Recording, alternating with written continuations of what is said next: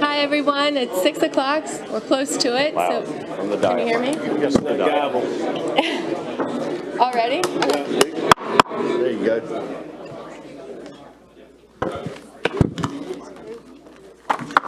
Okay, so it's time to call to order tonight's meeting. Lindsay, if you would like to start with the roll call vote.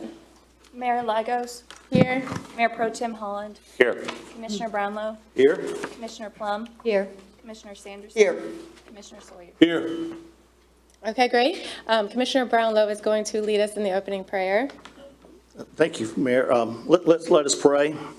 Gracious and loving God, we thank you for this beautiful community and for the opportunity to serve the people of Emerald Isle. We're grateful for the trust placed in us and the many blessings we enjoy here. We ask for your wisdom to guide our decisions, your patience to help us listen with open hearts, and your humility to remind us that our work is done in service to others. May our words be thoughtful, our actions be just, and our intentions be rooted in love and respect. We lift up our town staff who serve this community each day, our local businesses who help sustain and strengthen our town, and all who visit here that they may feel welcomed and safe. Bless our meeting, our town, and bless all who call your family beach home. Amen. Amen. Okay, if you'll please stand for the Pledge of Allegiance.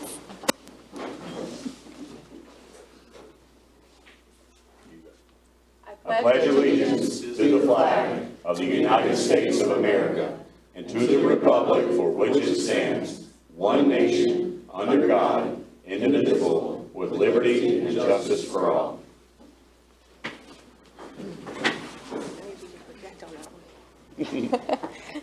Okay, so next up is our portion for public comment. I do want to remind everybody that we will have another portion or another, what am I trying to say here, open comment for the budget hearing. So this is just for public comment, and we look forward to hearing from all of you who have anything to say. Shane Guthrie.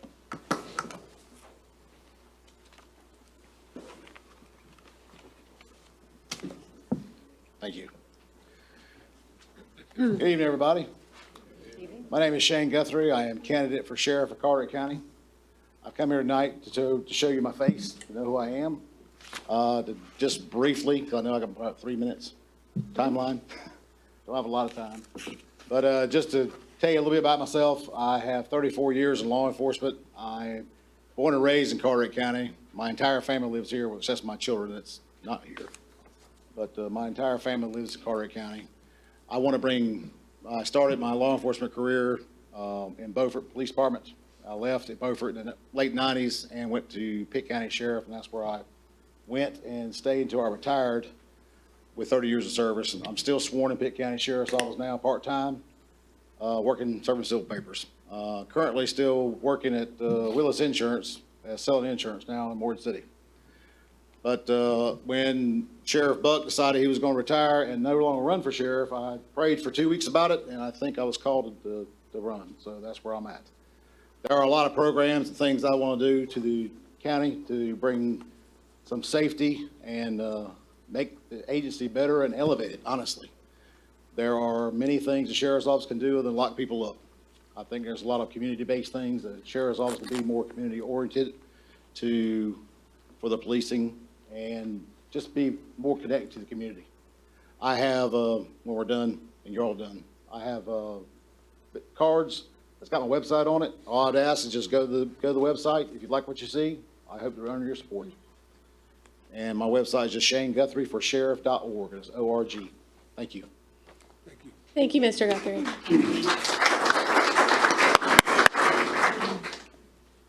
Joel Dunn.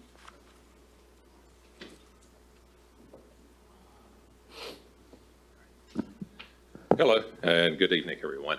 I'm here to spend my 3 minutes talking about two things. I'm going to get the easy one out of the way first. The recommendation from the Bicycle and Pedestrian Committee is wonderful. I am fully supportive of that. I have sent an email to the commissioners and the mayor on this, and I look forward to that being approved and having a new set of rules and regulations and signage around that. The next thing that I would like to do and spend the rest of my time is to talk about coyotes. All right, coyotes, this is a controversial topic. They are dangerous if they're carrying boxes that say Acme and have animals, okay? Otherwise, they have a bad rep. Reading the proposal for trapping bothered me a lot. Right? I grew up as a country boy in Pitt County, and my uncle was a trapper. And, for things like muskrats, he used the killer conibear traps. But occasionally he would use the foothold traps. And foothold traps are absolutely barbaric. An animal puts his foot in that, particularly a smart animal like a coyote, is going to put his foot in it, and he's going to try to chew his foot off to get away. All right? This is not what we want to do and we want to support. There are 3 recommendations for what we should do with coyotes. The first one on the agenda is tolerate and get along. Let's remove problem animals. Right? Let's remove the things that draw them to our houses. Don't leave dog food outside. Don't leave cat food outside. Right? But coyotes are going to come back. If I'm not a wildlife biologist, but I think it's pretty well known that coyotes have dynamic reproduction rates. And if you remove a portion of the coyotes, they just increase the number of pups that they're going to have. Also, there was a note in the agenda that said, we're on an island, so maybe that won't happen. Well, there's a 300-acre repository of coyotes up in Pine Knoll Shores, folks. And any coyotes that we remove here, that's in the Roosevelt Woods up there, and any coyotes that we remove, if there's a place for a new coyote to wander down, he's going to wander down, and he's going to make his home in Emerald Isle. Let's remove the temptation. Let's remove problem animals. Let's not trap. Thank you. Thank you, Mr. Dunn. Dwayne McDougal. I'm back. Hi, Dwayne. Hi, good evening. I'm Dwayne McDougal, and I want to talk about the parking contract. I think we can get rid of the parking contract and pay for the fire station land and the fire station by putting entrance and exit gates on eastern and western access parking lot. That money can be generated to pay for that fire station land and that the fire station without burdening the taxpayers with this 10-year loan to pay it back. I appreciate it. Y'all consider that. Thank you. Thank you. Carol Peoples. I'm going to wait until the comment period for the budget. Okay. Okay. Rena Pop.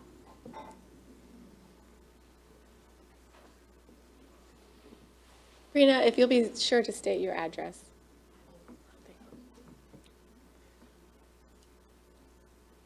Hi, I'm Rena Pop. I live at 10217 Corey Cove Drive.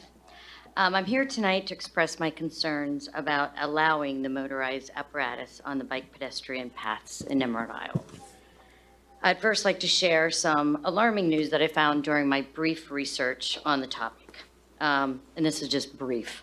A hospital in Marin County, California found that the chance of dying from a conventional bike crash is less than 1%, but for e-bikes, it was 11%. Because of e-bikes in 2022, there were 24,000 emergency room visits affecting all ages, but particularly children. In February of 2024, U.S. researchers reported a dramatic 49-fold increase nationally in e-bike riders with head trauma over the last 5 years.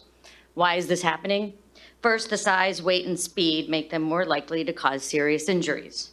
The average weight of a 750-watt bike is 50 to 80 pounds and can go up to 28 miles per hour. The heavier motors and batteries add significant mass, increasing collision energy and requiring longer stopping distances. The injuries can be so severe that towns across America have gone as far as banning them. After several deaths in California, that state has been a leader in regulations, even a couple towns calling for a local state of emergency. Second, many accidents happen where pedestrians feel safe, like on our bike path. Our pedestrian bike path is enjoyed by thousands of residents and visitors yearly, many of those little kids. The high speed reduces the reaction time for riders to avoid pedestrians and for adults and especially little kids and older people to avoid collision. Towns and many universities like Boston College, Fordham, Yale, Tulane, and Princeton have banned e-bikes on their campuses. Third, policing apparatus is a major challenge, so riders often don't follow or know the rules. Plus, the rules can change from town to town, so who knows what you're following. And some riders are inexperienced visitors visiting us with rentals. These are just some of the questions that have been not answered by the planning board. Who will police that it's 750 watts or under? Who will police if a bike is going under the proposed 12 miles per hour? Who is at fault if a collision does occur? Will there be an age requirement like some states have required? Will helmets be required? Will speed limits be posted for out-of-towners to know how fast they're allowed to go? All of these questions are important for safety reasons, why I feel this should not be just a let's do it without further research. In conclusion, the rise in e-bikes presents a significant public health challenge due to the increase in injuries and fatalities. Just because these bikes are more popular doesn't mean that the town needs to allow them on our pedestrian bike path. Instead of that, should we be doing more to protect our residents and tourists?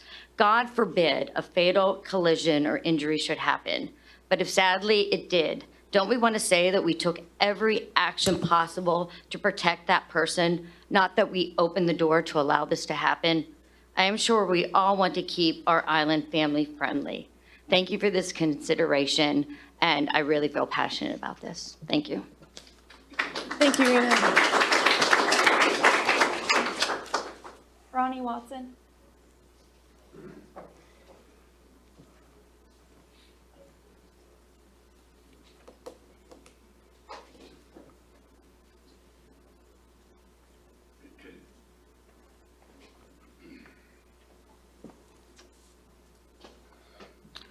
I'm Ronnie Watson. Most of you know where I live. But, I come back about the parking lot. I've talked to Frank several times. I've talked to you guys several times. We've got two pieces of property that, and I'm going to say they're worth $5 million. And we should at least make 25% on that investment. But parking lot it's a no-brainer. I mean, we've got people coming here that are out of state, that are visitors. And we need to set up gates, just like they do in other cities. You look at Wrightsville Beach, they did a little over $8 million in parking this year. And like I say, it's a no-brainer. You go to the airport, you get a ticket, you go in, you park, when you come out, you pay. Same thing at Duke University. I mean, I go to Duke quite a bit. And you go in there, you take a ticket, and you park. But I think y'all should really look at that. It's a way that we could generate probably 1.2 in my estimation. And I know what it did this year, but we can do a lot more than that. But I hope that you would consider that. And I think it's a no-brainer. Let's do it. I mean, we're letting money go out the door, and we've got people coming. They are going to park. And I look at Bogue Inlet Pier. I look at myself. My little old parking lot generated quite a bit this year, and I'm nowhere close to the ocean. But I hope you will consider this. I appreciate it. Thank you. Thank you, Ronnie. Kent von Herzenberg.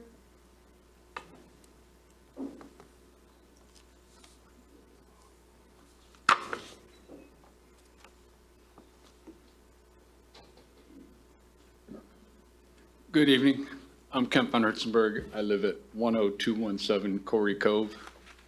Unlike Ronnie, people don't know where I live, but like Ronnie, there's two things I wanted to touch base on. One, when coming into the island, you come over the bridge, we have the most beautiful sight. It's a happy thing, and you go in and you do see Ronnie's house and all the things. It's a bright light to see. What we don't have is what I feel is we don't really have. The rest of our city does not show Southern charm. Our police station, our thing, everything's just brick. a little paint, a little wood. We have some of the most beautiful homes in the area, but we look at our buildings and hopefully our new fire station has some southern charm. Because, you know what? That's what Emerald is.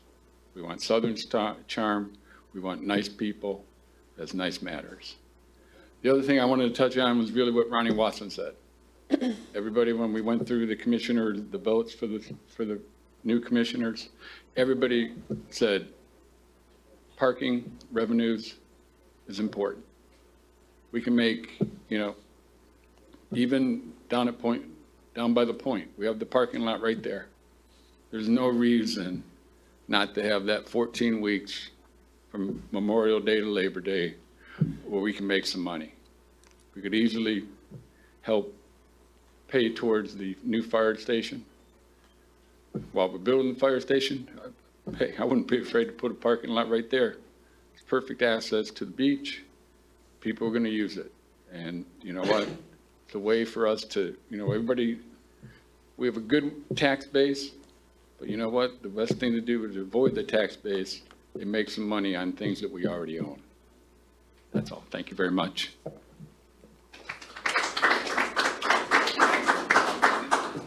Irv Monclova.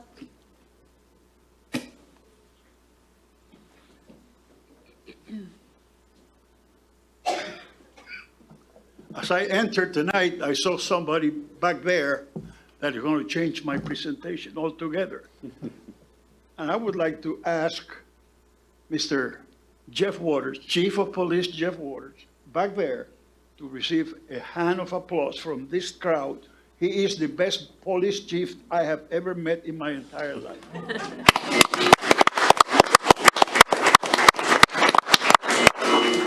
And next to him is the daughter of the second best police chief I have ever met, Tony Reese, his daughter.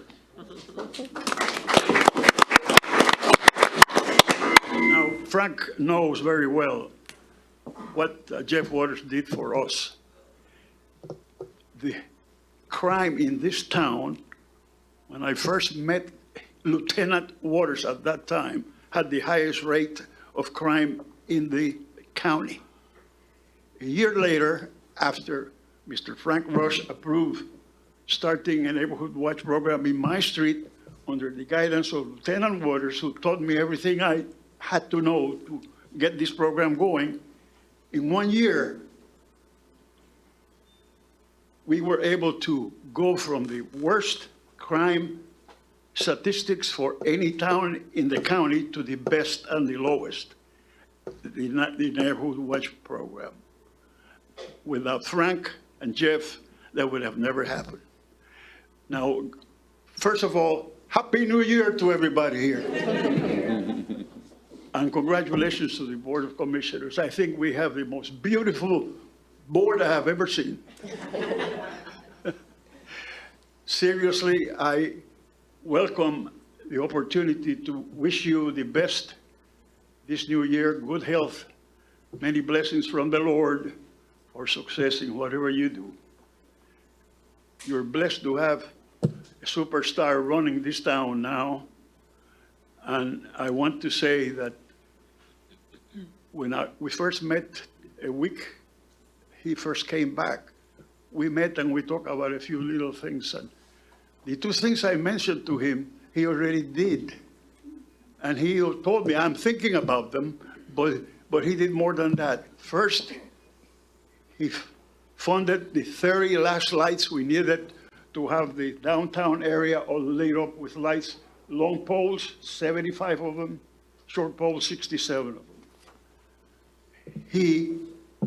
The town managers approved 30 more lights, and that did it. So with that takes the pressure off from you, Sandy. Candy, you don't have to have any more of those charades. We had to raise $1,000. He took care of that problem. The last thing I want to mention is that I have been here in this town for 30-some years. I have lived in 12 different states of the Union, lived in Europe, South America, in the Caribbean. And I have traveled the world, and I have lived in 23 different places with my wife of now 93 years old, 1 year younger than I am. We've been married for 72 years, and we found heaven on earth when we found Emerald Isle. So we're just proud to say that when I say hello to the Maker, I will tell him this is the secret, right here in Emerald Isle. Good night, everybody.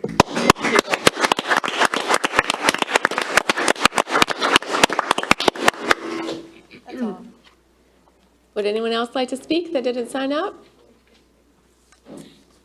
Okay, so moving on, we have the comments that we heard you section. So we have printed the public comments from last month, as well as supporting suggestions and follow-up in the back if you'd like to take some. And then next, we will need a motion to adopt the agenda. So moved. Okay. Mayor, we've got one other. Oh, sorry. Sorry, guys, I'm still getting used to this. Lindsay? Any conflict of interest, Mayor Lagos? No. Mayor Pro Tem Holland? No. Commissioner Brownlow? No conflict. Commissioner Plum? No. Commissioner Sanderson? No. Commissioner Sawyer? No conflict. Apparently I can't read tonight, but, okay, so then now I would like to ask for a motion to adopt the agenda as written. So moved. Okay, motion by Commissioner Sanderson. All those in, oh, do we have to have a second? Okay, all those in favor? Aye.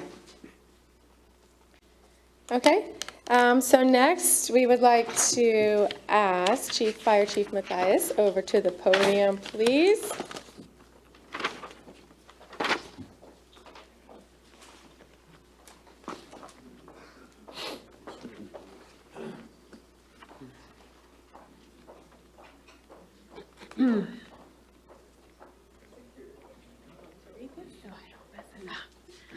Okay, so Fire Chief Matthias has served as our fire chief since June 2023, and he has worked within our fire department since 2006. We are very saddened to say, but happy for him, that he is moving on to become the Carteret County Emergency Services Director. While we know Emerald Isle has a special place in his heart, so we are hoping that he continues to look out for us for years to come. Deputy Fire Chief Coffey?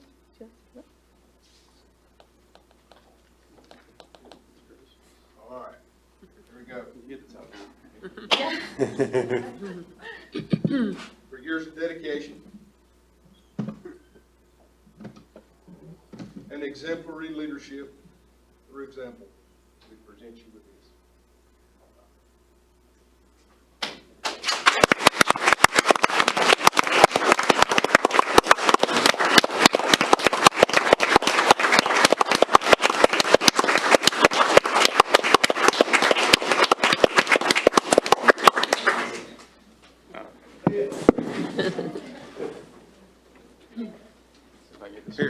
Here, you talk, I'll hold it up. There you go.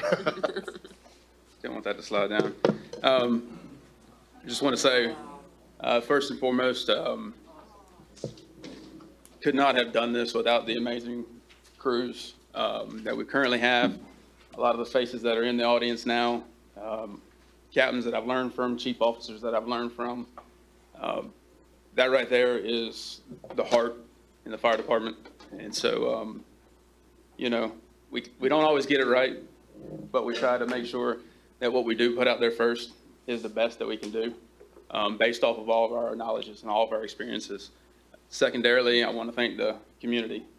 Emerald Isle is a great community, and I am sad to step out of the current role that I've overseen for the last couple of years, but I am very excited and look forward to fulfilling a more county level role where I get to look after Emerald Isle at the same time in those natural disasters and work alongside emergency responders all across our county. Thank y'all for that. Elected officials, throughout the years, I've seen, you know, numerous board meetings. I've seen long hours in here. Thank y'all for y'all's consistent support and constant support over those years. Thank you, Chief.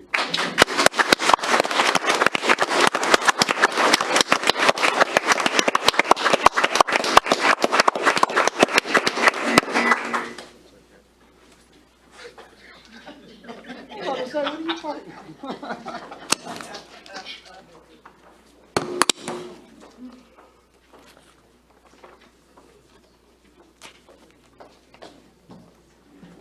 Mayor Lagos, Commissioners, public, I did also just want to formally announce that Deputy Chief Will Coffey will be the interim fire chief effective on January 21st. So look forward to his leadership for the fire department and working with him. So I appreciate Will being.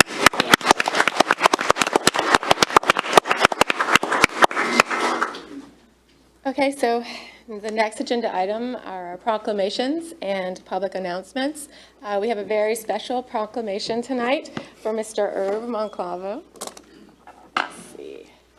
So I'm going to read this first while I'm seated, okay, Irv, and then we'll stand up, okay? Irving Monclava, I'm saying this wrong, Monclova, sorry, Irv. Sorry, Irv. Irv Monclova has been a valued member of the Emerald Isle community for more than 30 years and has lived a full and successful life of public service to others, including 29 years in the United States Army, retiring as a colonel in 1982. And his life has led him from the small town of Juana Diaz, Puerto Rico, is that right?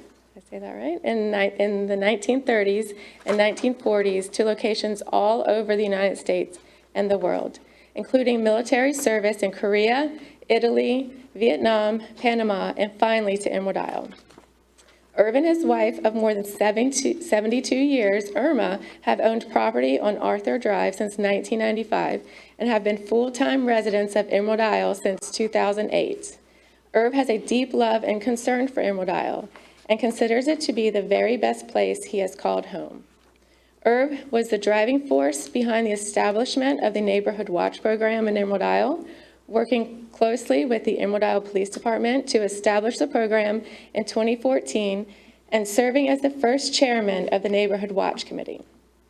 Irv has remained active in the Neighborhood Watch program since the very beginning and has also been heavily involved in efforts to improve the town's Christmas decorations, establish the Emerald Isle Hall of Fame, and maintain the parks and recreation facilities. Irv is a truly exceptional individual with a caring spirit, friendly demeanor, and supportive and uplifting approach that serves as a perfect example of citizenship. Irv is a true community servant, and his efforts on behalf of the town of Emerald Isle are truly appreciated. Therefore, I, Kyle Lagos, Mayor, hereby issue this proclamation honoring the service of Irving Monclova to the town of Emerald Isle.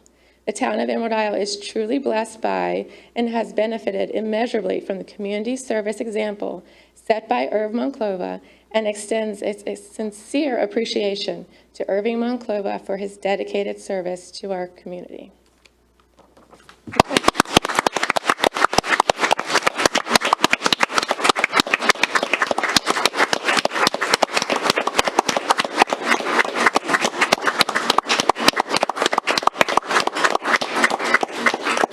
Can I kiss you, Mayor? Never asked me that.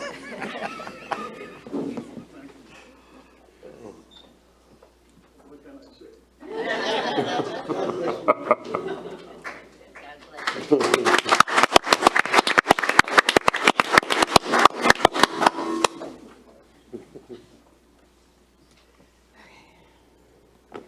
Okay. So moving on.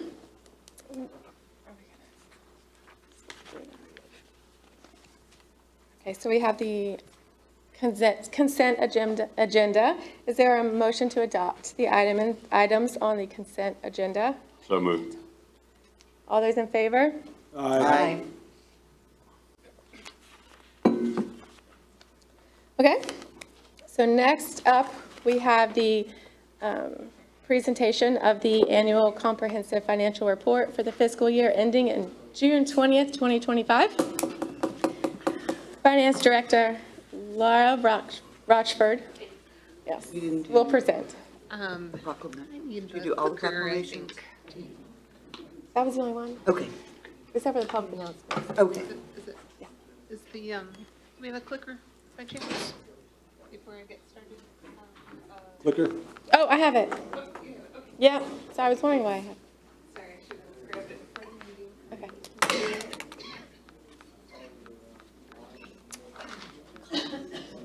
Did we miss recognition of employees? All right, I'm gonna go ahead and get started. I saw. I'll get my notes here.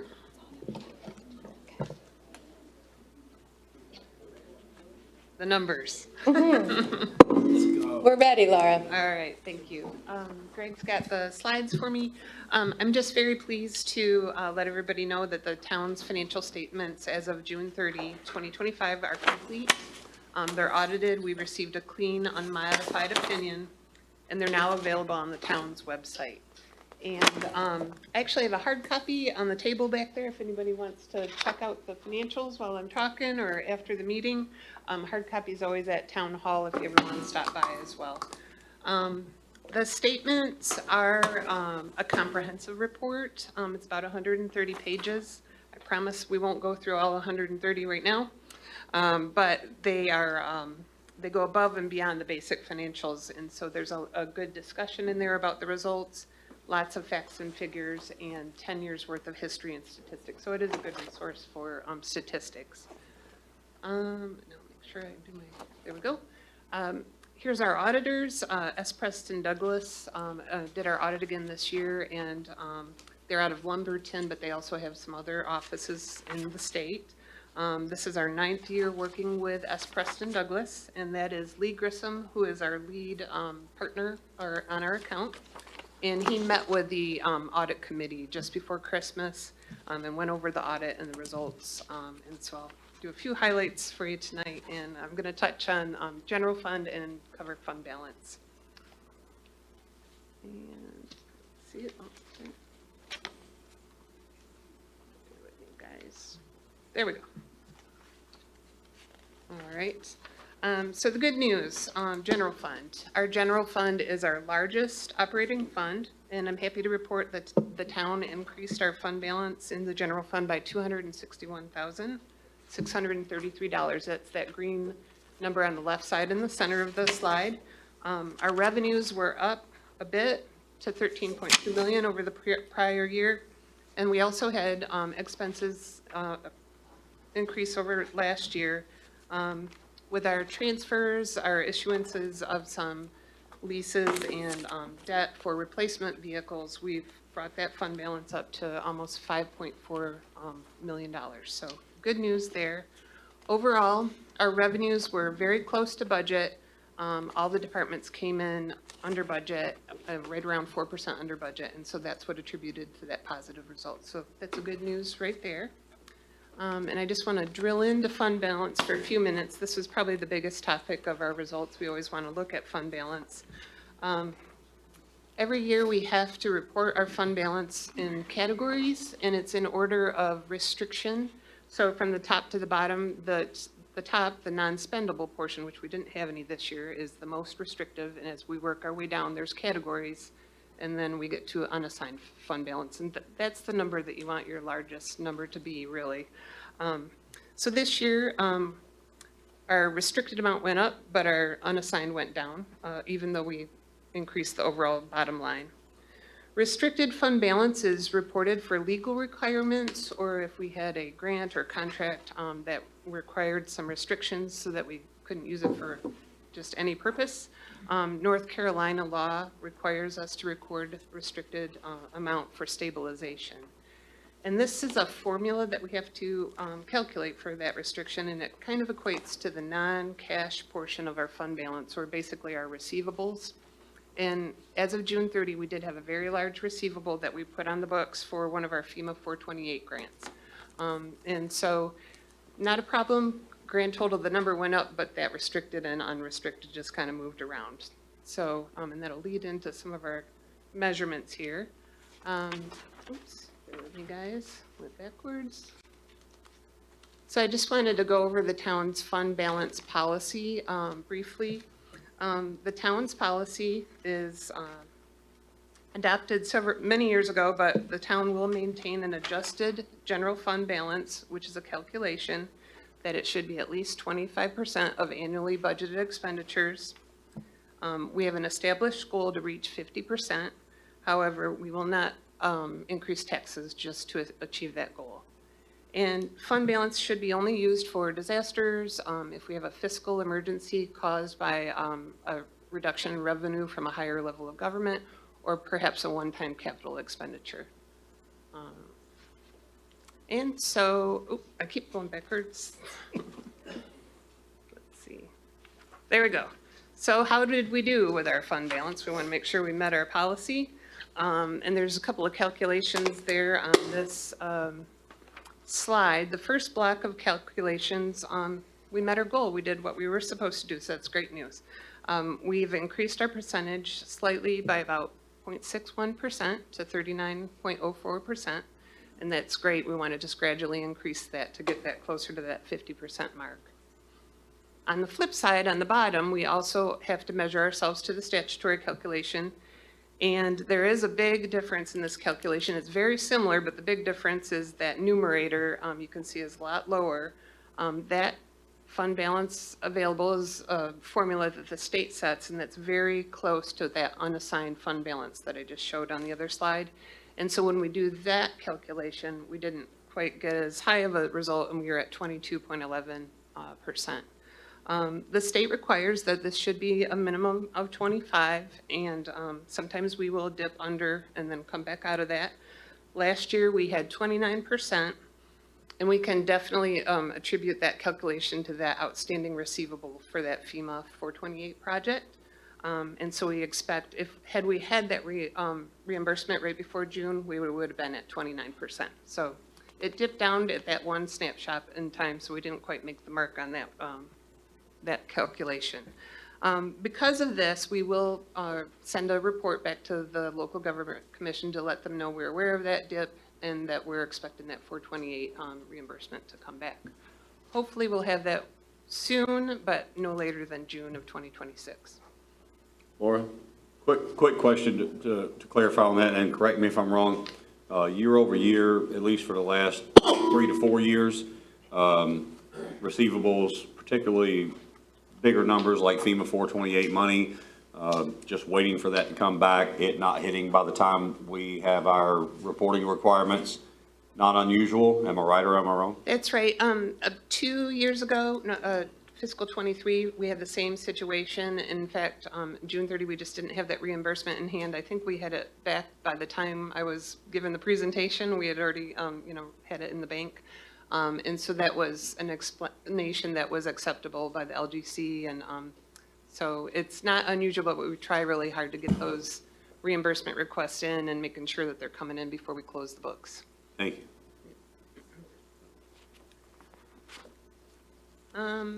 This is a good slide that we have in our budget book. We keep it in every annual budget book.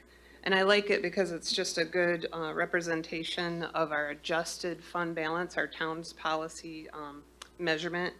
That's a 16-year view. It's kind of small on the screen, but we have a steady increase year over year. So as the town's budget's growing, as our services are growing, our staff is growing, inflation, that fund balance is going to grow with our budgets. In 2010, we had just about $1.8 million in adjusted fund balance, and today we are at 5.2. And on that graph, that bar, so the orange, or I guess it's orange reddish color, that's that restricted stabilization number from the state. And then the bottom bar is the blue unassigned, which we have a little bit more freedom to use. So we want to have that blue bar be a little bit bigger than the orange bar going forward. But I think it's a great snapshot to look at a glance. In addition to the general fund, we have 9 other funds that we report on in the financial statements. And they're listed there, and I'm just going to go right to the far right column just to go over the balance at year end for each fund. Our largest of all of our funds is at the top of that list. That's our Future Beach Nourishment Fund.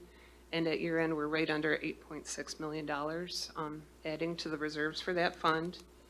The other funds listed there, you will see Special Events Fund, small balance, about $6,000. That's attributed to a remaining balance for the car show and the marathon. So those are the special events fund, or special events in that fund. Bike and pedestrian fund had $76,000, right about $76,000 at the end of the year. The golf cart infrastructure fund had right about $59,000, and the dog park fund had just under $32,000. So those are the capital projects and special projects that we have with fund balances. The last four that are listed on the listing there are all the FEMA 428 projects, and those should normally have a zero balance because we're expending the money and then we're getting reimbursed right in the same time frame. And you just see that resilient structures project at the bottom of the list. That's where we spent money on the projects, and we just haven't received that reimbursement yet. So. And Laura, that 8.5 million for the beach nourishment fund, that's a healthy balance too, isn't it? Is that ending fund balance? Yes, I think so. We haven't had to rely on that fund to do very significant projects. We've had small projects like dune plantings, and we did on the point last year, we did a smaller project where we were able to utilize other resources. And then when we've had the big beach nourishment projects, we've been able to utilize FEMA funds, so that's great. So that we're just adding to that, and then we're earning interest on those reserves. And that's coming from, or a good portion of it's coming from the beach, what is it, the occupancy tax? It's a third, so a third of that fund is from our tax for the oceanfront and inlet front owners, so they have that special district tax, so that's a third of it. Then we have a third coming from the general fund and about a third coming in interest earnings every year. So as long as those interest rates stay up, we're getting some nice earnings. And if we do have another beach project or a nourishment project, then hopefully we would match any town funds with the county's beach funds, the occupancy tax. Okay. Any other questions for Laura? Ooh, I have one more. Oh, I'm sorry. Last but not least, thanks for hanging in there with me on this stuff. So this is the statement of net position. I wanted to make sure that I included this. As operationally, we always focus on the funds, and we budget with our funds, but every year, financial statement-wise, we actually, at the front of the statements, we prepare a statement of net position. And this is a very simplified form, but this is basically the town's asset or balance sheet. You could, if you're not familiar with the phrase net position, that could be related to a company's owner's equity, if you will. And so the good news is we added $3.5 million to net position. That statement of net position is all of the funds consolidated together, all of our capital assets that we added during the fiscal year, and then any liabilities that we have outstanding. And so that increase of $3.5 million can be really attributed to those positive increases when we added to our general fund, we added to the Future Beach Nourishment Fund, and then a significant portion was added to new capital assets, mostly because of those FEMA 428 projects.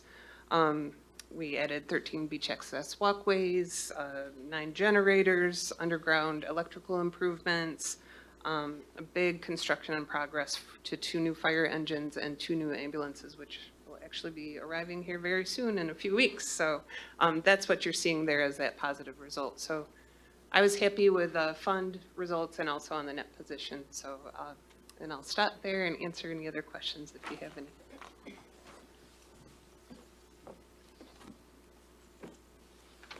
I'm okay. Okay. Fantastic job, as always, Laura. Great job. You're a rock star. Great job. Thank you. Thanks. Check out the book. Can I ask for a Don't send her motion? love letters, just send her numbers. Yeah, I sit in on the audit committee that gets to review this financial, all these wonderful numbers to look at, and that was a great budget discussion and review of the budget overall. And Frank and Laura did a great job of balancing our core services with the infrastructure. And I'm looking forward to a budget next year that can maybe even add to our environmental stewardship and resiliency and preserving our family beach character. And so that's a great job. You and Frank did a wonderful job with that. Thank you. Okay, are we ready to move forward with a motion to accept the June 30th, 2025 Comprehension Annual Financial Report? Ask for a motion? So moved. So moved. All right. All those in favor? Aye. Okay. Now we're moving on to the 2026, 27 budget agenda item. Okay, so first, I need to ask for a motion to adopt the fiscal year 26, 27 budget calendar. Motion to adopt the budget calendar for fiscal year 26, 27. Okay, all those in favor? Aye. Okay, so next, I need to ask for a motion to open the public hearing for early citizen input on the fiscal 26, 27 budget. So Make a moved. motion to oh, go ahead. After you. No, you got it. So moved. All those in favor? Aye. Mayor Lagos, Commissioners, just one thing to follow up on with the audit report. I just want to publicly thank Laura Rochford for all of her hard work, and she's fantastic. One thing that I want you all know this, I want the public to know that we received the Certificate of Excellence in Financial Reporting for the 12th year in a row now, thanks to Laura's hard work. So it's a great.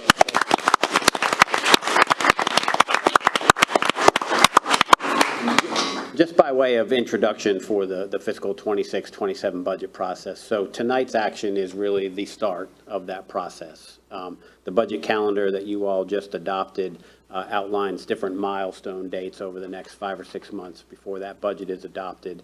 The budget has to be adopted by law no later than June the 30th. According to the process that we've outlined, the board would hopefully be in a position to adopt that budget on June the 9th at their regular meeting going forward. We always like to start this process with tonight's public hearing to give the public an opportunity to share your thoughts, your ideas, your concerns at the beginning of the process so that the board, the mayor, and the staff can hear those concerns and be working toward achieving those goals as part of the budget process going forward. After the input that you all received tonight, you all will participate in the budget planning workshop scheduled for January the 30th. Where we'll talk more about your vision, your goals for next year and also in the future. And then over the course of the next few months, Laura and I and the department heads will be working to hopefully develop a recommended budget that achieves your goals and basically moves us toward your vision for Emerald Isle. So this is the first opportunity for the public to comment, but it's not the last. So at any point in time over the next few months, if you have a concern or a question, feel free to reach out to me, to Laura Rochford, our finance director, share your thoughts and ideas with the mayor and the commissioners going forward. We will then also have another public hearing in June for additional comments from the public on the actual recommendation that's presented. So again, the very beginning of the process, tonight's an opportunity at the start for you all to tell us what you think. What do you think of our services? What do you think of the projects we're working on? What do you want us to do that we're not? What do you think maybe we should adjust and not do as much of? How do you feel about the tax rate? How do you feel about the fees that we charge? Really, anything is on the table. So look forward to receiving everybody's comments tonight and look forward to working with you on that process going forward. Okay, great. So Lindsay, if you'll call the first up. I did not mention during the first public comment, but I assume we probably still have the 3-minute time limit on this public comment as well. And if you will also state your address for us. Thank you.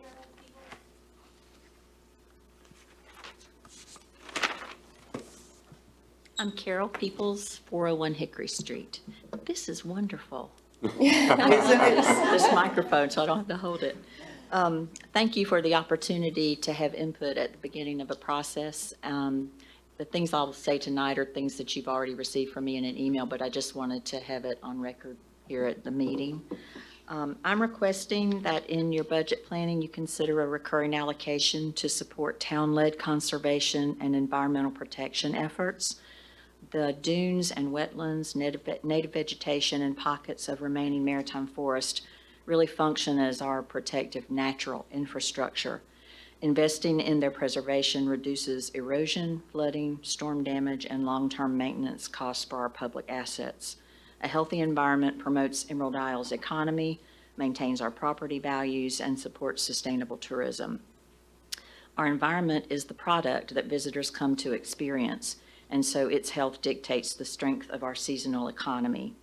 The natural beauty and storm resilience provided by a healthy environment directly correlate to a high real estate demand, and preservation secures our identity and differentiates us from more commercialized coastal destinations. So allocating a modest portion of our annual budget to environmental stewardship isn't just about nature, it's a strategic investment in our community. And I came up with just some ideas, and I think there can be a lot of flexibility. But one thing we might consider if we had those funds is land or easement acquisition when opportunities arise. And I know that sounds like a big expense, but a lot of times those efforts can be eligible for state and federal matching funds. Dune building, restoration, and preservation efforts, living shoreline projects, allocating funds for ongoing installation and maintenance of appropriate native trees, shrubs, and grasses on municipal properties and public areas, incentives, financial or other, for builders or owners who are willing to leave more than the 35% minimum required native vegetation, incentives for property owners to add native trees, shrubs, grasses, and flowers rather than non-native plants, offering property owners native trees, shrubs, grasses free or at reduced cost, and even some communities will offer rain barrels to property owners free or at reduced cost. So those are just a few suggestions, and I thank you for your consideration. Thank you, Carol. Thank you.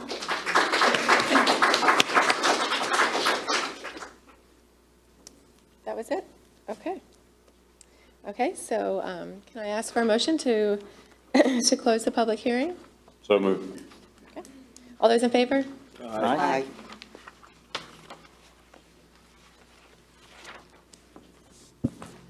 Okay, so the next item on the agenda is to continue the discussion regarding the coyote trapping plan.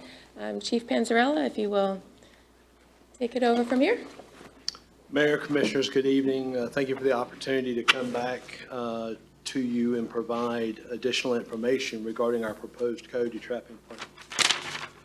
As you know, I presented at the December 19th meeting, at which time you had asked that we gather some further information. Following that meeting, Frank and I had several conversations, and we even scheduled a meeting, which was held on December the 22nd, with Frank, Assistant Chief Edwards, myself, Supervisory Agent Aaron Bowden. Behind him is Wildlife Service Agent Brandon Maples, and they are both with the USDA Wildlife Services, along with the Eastern District Biologist Christopher Kent with the North Carolina Wildlife Resources Commission. Following that meeting, which was very informative, we felt it would be very prudent to invite them to tonight's meeting to provide you some information from what I would refer to as the subject matter expert point of view. And so this evening, Aaron and Brandon and Christopher are here with us. The three of them work closely together.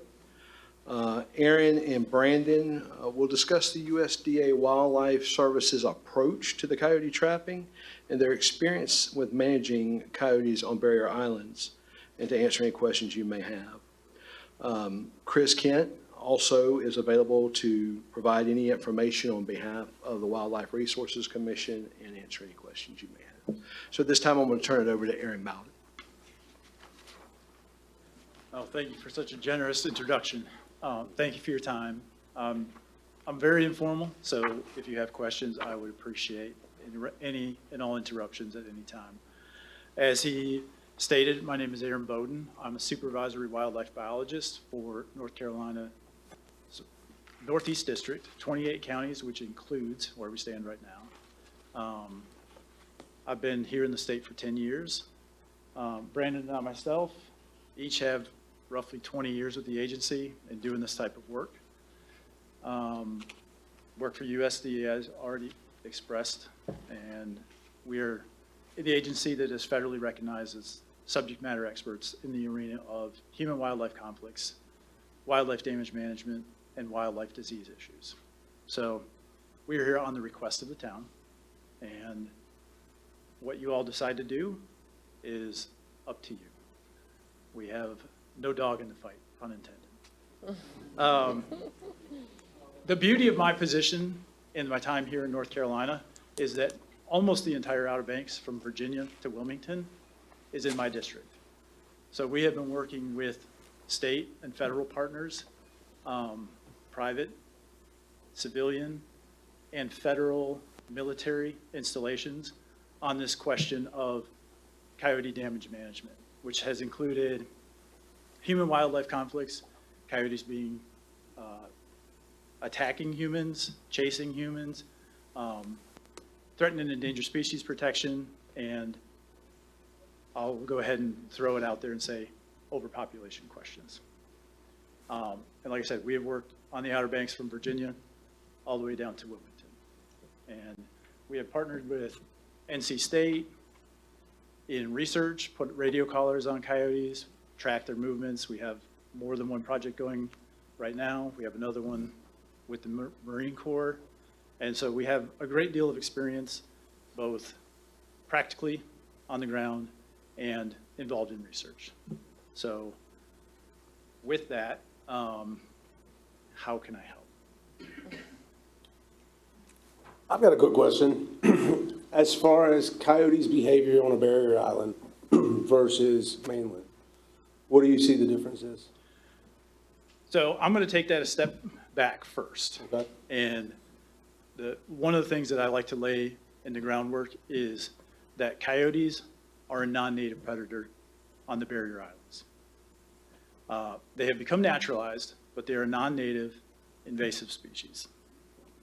And that is key to understanding their management. It is also key to understanding that the native wildlife on these barrier islands is not equipped to handle such a predator. Now, to answer your direct question, one of the things that I like to tell people is there are usually less on the landscape than what you expect. Because on a linear landscape, they have to travel much further, and they love to run beaches. So you can get on the tracks of one coyote and follow them sometimes for 10 or 15 miles on the beach if you can stay on the tracks. Whereas if you come out to a beach access in one location, you might see a set of tracks, and you go 15 miles away, you see another set of tracks, you think, oh my word, they're everywhere. Now the tracking data on the collars we placed on coyotes substantiates that. They travel great distances. And that is important to understand because an individual can also cause a substantial amount of damage because it can go such a great distance in a short period of time. The other thing that the tracking information has shown on islands versus the mainland is that they're more apt to cross water. And so they're highly adaptable. So I take it they feed off sea turtles, Yes, birds, yes. so. And And as far as, we're getting ready to do this,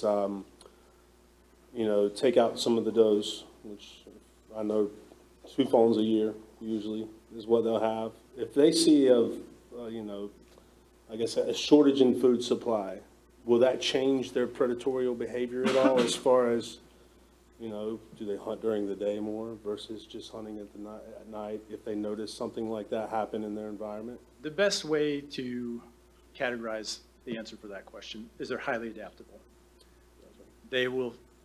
I wish I still had the video. I used to work at airports. At Chicago O'Hare, there's a video that a coyote came and was running in front of the motion sensor until the doors open to run inside the baggage area and hunt coyotes, or hunt rats in the baggage handling area. They're highly adaptable. If other food resources disappear, they will turn to something else. One of the reasons why, say, ground nesting colonial birds suffer so badly from the impacts of coyotes is because their behavior is to gorge when they find a food resource. So they can come into a nesting colony and wipe out all the nests in a single night. Same as the chicken coop. Yep. And even if they don't wipe up all the nests, their mere presence can make the colony simply up and move and not return. Gotcha. And then my last question, kids. The Young question- kids. The question always comes up, and Brandon can speak to this, he's got a great example. The question always comes up, well, we have no issues with coyote attacks on humans. And that's fine, you do, until that's not true anymore. You've answered everything. Thank you. Brandon has a great example. Very true. So a little background on me. I worked in Colorado up until 2020. We moved to North Carolina. And in my years in Colorado, that was one of my primary responsibilities was predator management and dealing with coyotes and urban interface, human and wildlife conflicts.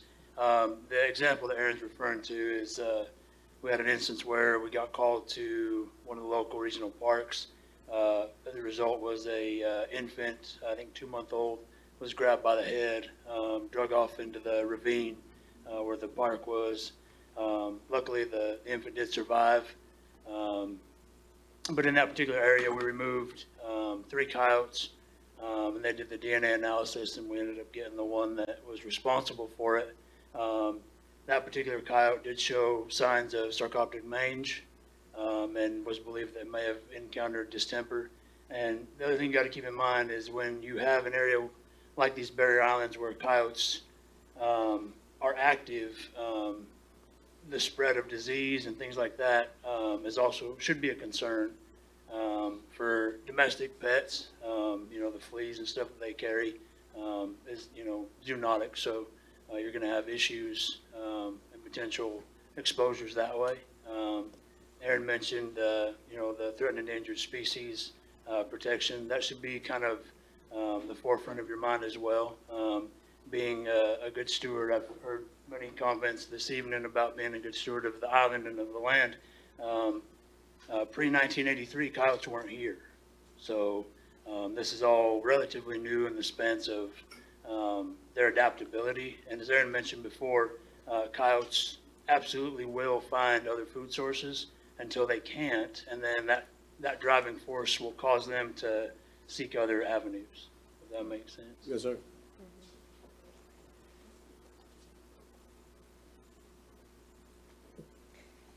So why do you think we're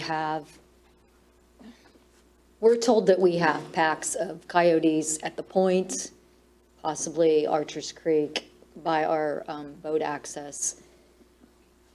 Why did they pick those areas? Is there a food source there, or are they running back and forth, the same coyotes? It's going to have to be one of the 3 elements: food, water, cover, and it may afford all 3. I don't know that immediate area. I've not been there, so Right. Without speaking to that, but I mean it offers one of those 3 for Yeah. sure. And I'll say, to my personal experience, the last time I was called out here with this question in mind, I was taken around to a few of the spots, and I found an active den with pups in it on the point in 15 minutes. So that's why I know they were there. But otherwise, to answer your question, coyotes, like most other animals, are inherently lazy.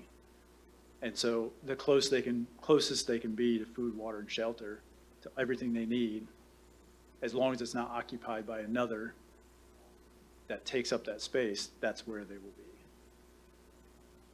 Just like they would prefer to walk down the middle of a road than weave their way through the tangled underbrush, because it's way easier. It's more biologically advantageous. That was a question I had. It's funny, not funny that we're talking about it tonight. I'm up early, a little bit before the sun every morning, and this morning, 6:30, 6:45, I was out on the porch and happened to look left. Coyote ran through the backyard, hopped up on the retaining wall across the street, went down towards Lee Avenue or whatever. And I think last month's meeting's a little bit of a haze, but when we first started talking about this and the potential for a problem, one of the questions I asked, and I know it's not an exact science, you can't walk out and count every coyote we have on the island. Anybody have any idea how many we have, how many's healthy, how many should we get rid of?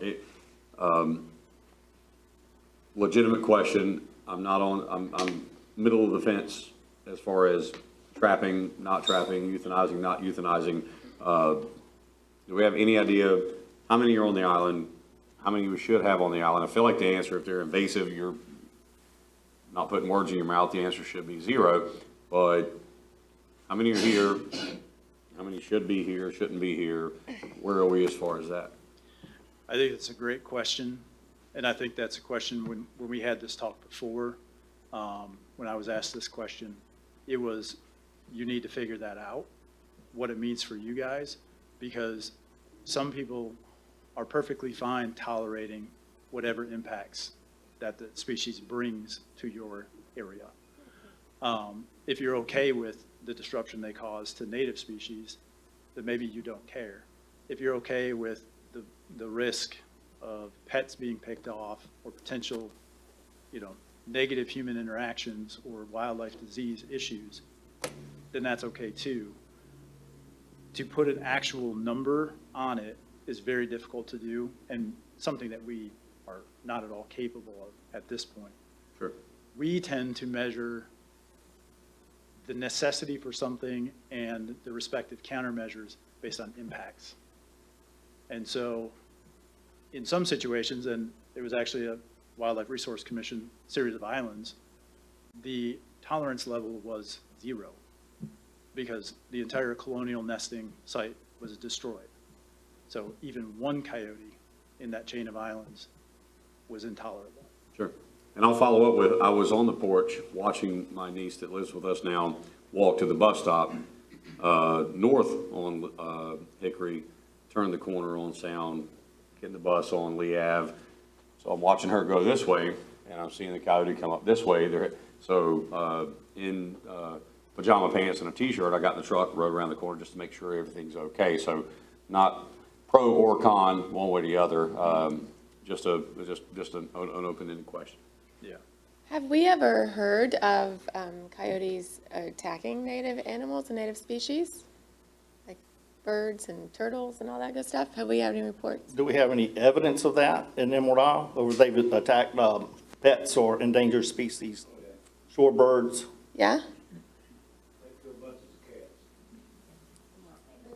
Those aren't native. But do we have any record of it? I would say, now, for here specifically, Yeah, you found on the poop in barrier 15 islands- minutes. On the So barrier islands, there's well-documented evidence of them digging sea turtle I'm talking about Emerald Isle. and I would have to, We do have one report that suspects a coyote of attacking a bird or a duck or something like that. The gentleman reported seeing the coyote earlier, coming out into his yard and then seeing a pile of feathers. So it is suspected, while he did not actually witness it, it's suspected it was on the coyote. When I've seen the scat in my yard with fur in it, so there's not much argument that they prey on animals that are already on the island. I mean, you can't dispute that, so. what I would like to answer in response to that is sea turtles, for example, you may not see evidence of them digging a nest. However, we have necropsied coyotes that we have caught on behalf of other federal agencies on the barrier islands. And while there's no evidence of them digging nests, their digestive tract is full of hatchlings. So while they may not see them pick them up, they're getting them between the nest and the shoreline. We have evidence of that occurring in Emerald Isle. Not that I'm aware of, because we have not necropsied. What's considered overpopulated? What number defines overpopulation? That is not something that I can answer for you. It's a personal But choice. that is, you said that was a problem, though. So how do we define our problem?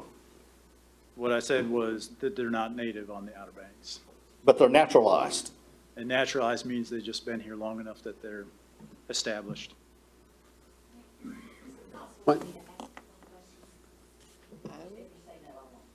Can I say yes to that? Make it quick, Carol, fast. 100% respect your expertise. I'm so glad you're here. It sounds like everybody probably agrees it'd be nice to see fewer coyotes, but does tracking and euthanization work? Or is there like a certain level of population that's going to be here regardless? That's the question. I'm not pro-coyote, but I am pro-science about what works and not perpetuating fear when maybe we need to work more on education and, reducing some of the lures that bring them into our properties. I believe there's two parts to your question, so I'll answer it this way. I think it is unreasonable to expect total eradication. Okay? That's the first part. The second part is, I will go back to, you need to determine what your thresholds are And based on that, we can help you achieve that. I don't care what you do, That's a great answer. but if you know what your objectives are, we can help you accomplish that. Oftentimes, it's, What's our objective? if there is in his situation, his example he gave, where the infant was dragged off, there is an immediate need to remove that offending individual. And it did take, in his example, 3 to ensure that at that area, they got the 1. And that is an objective, which was met. How many is too many? Can you get rid of them? No. How many is too many? You decide. So if I could, Mayor Lagos, Commissioners, just to touch on Commissioner Brownlow's question. So we do not have a database of documented animals that were attacked or killed or anything like that. We have certainly various reports over the years of people witnessing feral cats, for example, in the coyote's mouth. Back in 2017, we had 3 incidents where dogs were attacked. There was a dog that died. It was inconclusive whether or not the coyote caused it. So there are those kinds of issues that come up, but we don't have an actual list of, we had 3 this year or 6 this year or 1 or none or whatever the number is. So I just want to be clear about that. And I think as the gentlemen are sharing with you all, ultimately you all need to make the judgment about how significant the risk is in Emerald Isle, how serious of a problem it is or is not, and then the appropriate management platform going forward. So one option you have is we certainly can tolerate the coyotes, and we can engage in additional public education efforts. And there's materials on our website, been on our website for the last 9 or 10 years, trying to educate people on how to live and coexist with coyotes. That's an option that would be reasonable, I think, for you all to direct us to take. Another option would be to simply make our residents provide information about the trappers that are licensed in our area that can help them on their own private property. As they mentioned, I think as we've talked about, most of them tend to be on these larger publicly controlled properties. There are some privately owned properties that have some larger areas. And then, of course, the third option is to engage in the trapping efforts. And so the only time the town has really ever done this in any significant way was in 2017, and we took a total of 14 coyotes in 2017. So it's not been done for the last 9 years or so. In that particular situation, the police department actually organized individual trappers and sent them to Emerald Isle Woods or the public boat ramp or different locations around town, made them available to private property owners as well. If you think that it's beneficial for us to proceed with a trapping initiative this year, the recommendation is to utilize the services of the USDA because this is what they do. They're experts in this field. But I think maybe more importantly is it's really going to give us a much better baseline understanding of how significant is the problem. Did this work or did it not work? Maybe what we learned from this is we should be doing this every single year, or maybe what we learn is we don't need to do this for another 10 years, whatever the answer to that question is. So I think those are the 3 options that are available to you. And I would say there's no right or wrong answer on this. I think as Aaron has been mentioning to you, it depends on this community's values and your tolerance and what you're willing to risk or not risk. So if that's helpful. And I'm just trying to establish some empirical data to make a decision rather than just going on fear-based information or some other, like I want to be able to define what the scope and duration of the plan is. Is this a pilot plan, a project? Is it ongoing? Is this going to be, are we going to clearly articulate what the public safety rationale is versus wildlife management? And how is success going to be measured through this program? Liability and coordination, who's responsible operationally, and with USDA involvement, which I'm very grateful you guys are here. I'm glad to have some experts in here for this. And does that limit our municipal exposure? So this is a lot of, hearsay about what we're experiencing here, but I'm not denying that there's coyotes here. I mean, I've heard them howling and everything myself, but I'm just trying to establish what exactly is the problem. And if it's preventative, it's kind of like trying to prevent hurricanes. He said we can't eradicate them. We can't eradicate hurricanes either. We got copperheads and water moccasins out there. I was bitten by a water moccasin myself. We got plenty of poisonous animals that we cohabitate with on a barrier island. reptiles, animals, and if it, I mean, what's next? I mean, is it gonna be possums and raccoons next? I mean, I'm just trying to, you know, what's driving that we gotta take a sense of urgency here? If we don't even know the number. I was talking to Frank yesterday, and what was it, 30 complaints that Frank could recall on record, and what was the time span on that? About 3 years? Yeah, so the police department documented 30 different reports from our residents about coyote interactions, episodes where they were concerned for their safety or for their pet or for a family member or so forth. That's over a 3-year period. However, we do think we have some gaps in our data, and there's certainly lots of other anecdotal comments made to all of us, each of you, the other staff, the police officers. So we don't know if that's the true number, but the number we had on record was 30. And so we'll try to do a better job of compiling that data in the future. But I mean, I think, again, it comes down to the balancing act, right? And you all, as the elected leaders of the community, ultimately finding the right balance on these issues. And how much risk are you willing to take? How much stock do you put in the fears that some people honestly have valid fears about these issues versus some of the other issues that you've heard described tonight? So there's no right or wrong answer. If we go forward and do this, if you would like to engage in trapping, I would recommend the USDA program. And I think that's our best approach if we decide to do that. I think it also just expands our knowledge base going forward. In some ways, it's sort of like an initial effort, get the baseline understanding. So in other words, going forward, you're saying is how we would get the data to answer all these questions. Yeah, I think we're certainly going to expand our knowledge base, and we've got experts here leading the program as opposed to police officers or a town manager, which, no offense, but I'd rather have these guys leading the program, so. Yeah. But even going into that, though, I'd still, you know, the data trying to establish that we have a, you know, what's a clearly define the problem that we're in, then what's the goal and how are we going to address that problem? That's what I'm looking for. But this would give us the data we need to see if, for one, we had a problem, and two, to also address the problem. So we got to pass the budget before we see what's in the budget.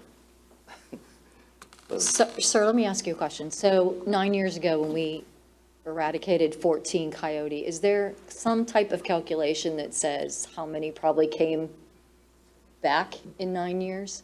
Not that I'm aware of. Okay. As has been, from my understanding, previously discussed, their reproductive nature is highly variable, to which I would also say that most of the studies that talk about their reproductive response have been in areas where it's not a barrier island, so it's not analogous. So it's hard to draw exact comparisons, and it also tends to be in areas where the population is already fairly saturated, given that they've recently colonized barrier islands. It's probably safe to assume that they've not reached the max population that's attainable. But regardless of that, if 14 were caught 9 years ago, they've more than likely been completely replaced long since then, and probably then some. So based on your knowledge, do you feel like coyote are coming up from our neighboring towns that are like down this way, Pine Knoll Shores, Indian Beach? On the radio telemetry, radio collar research that we've been a part of, they have not only swum channels that you would not think that they would swim and transversed that 13-mile island, but also the 27-mile long island that they move back and forth onto. So if those towns don't have a plan, and we eradicate our town, they could just keep coming up. Yes, and that's why I think it's so important to understand what your objectives are Right. and what you're trying to meet.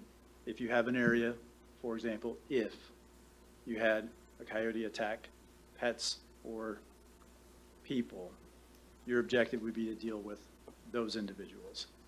If there's others living in another town that are not doing that and they come in here, you might not care. Because in the coyote behavior, that is a learned response that is often passed on within a family unit. Wow. For example, a mother coyote will teach her offspring to hunt sheep if she has learned that sheep are an easy target. Do you think we're putting ourselves at risk if we lower the deer population? Aren't they eating on the deer right now? Again, those studies that talk about how many deer that they consume they weren't done here. They were in a vastly different environment. And if you look all across the range of coyotes where they exist now, it's highly variable. So I think to speculate on what would happen is unwise.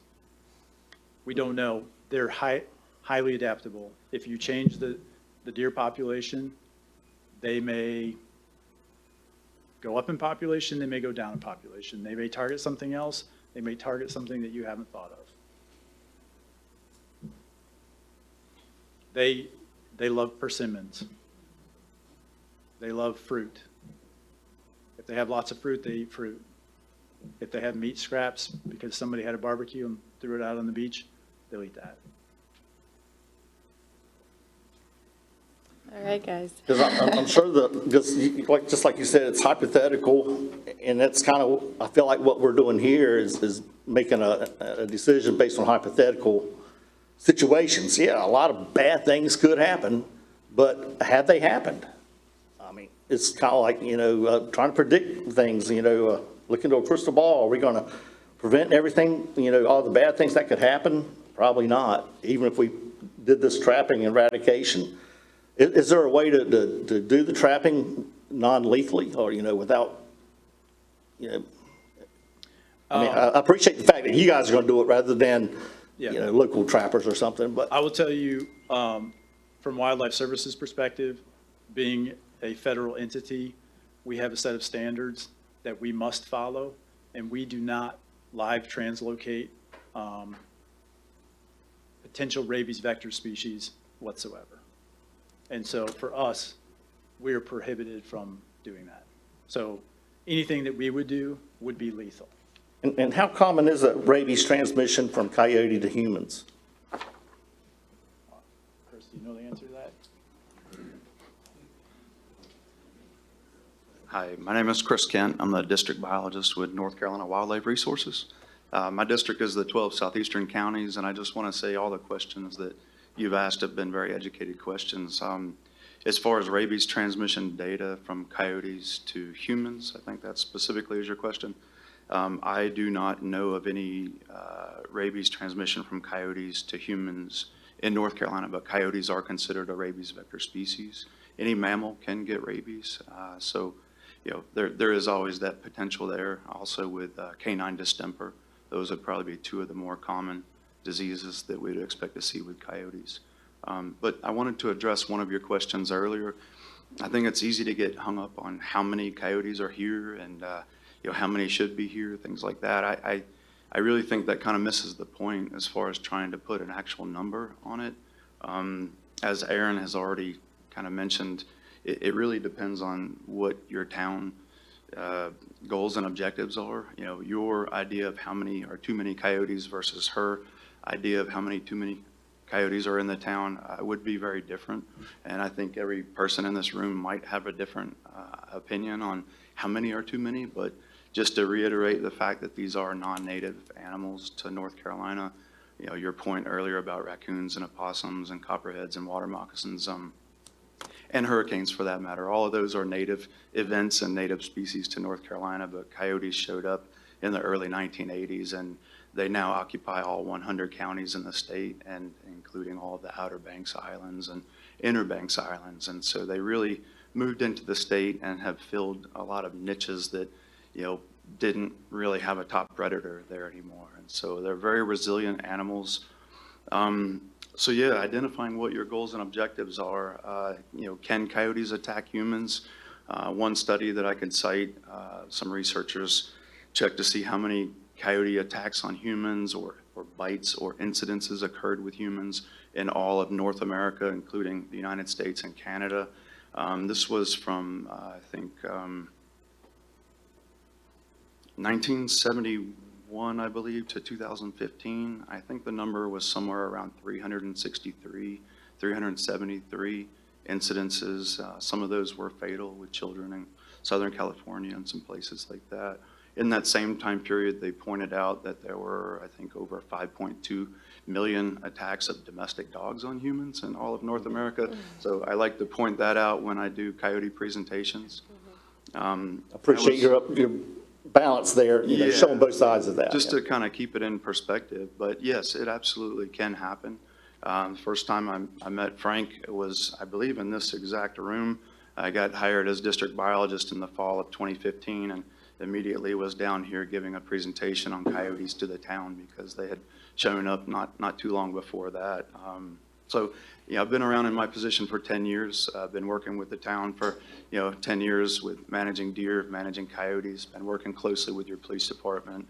And just wanted to point out, of my 12 counties that I'm district biologist for, the Emerald Isle Police Department's been the best law enforcement agency I've worked with in my entire 12-county district. When I showed up, Chief Waters at the time had a binder this big on coyote research that he had done and had a lot of great questions, just like you're asking here. So I'd like to just reiterate that, we're here to hopefully answer your questions. We're not here to raise alarm bells. We're not here to cause panic, but we want to make sure that all of your questions are answered and let y'all decide what's best for your town. And in your experience out of 12 counties that you represent, what's the risk of the humans from coyotes?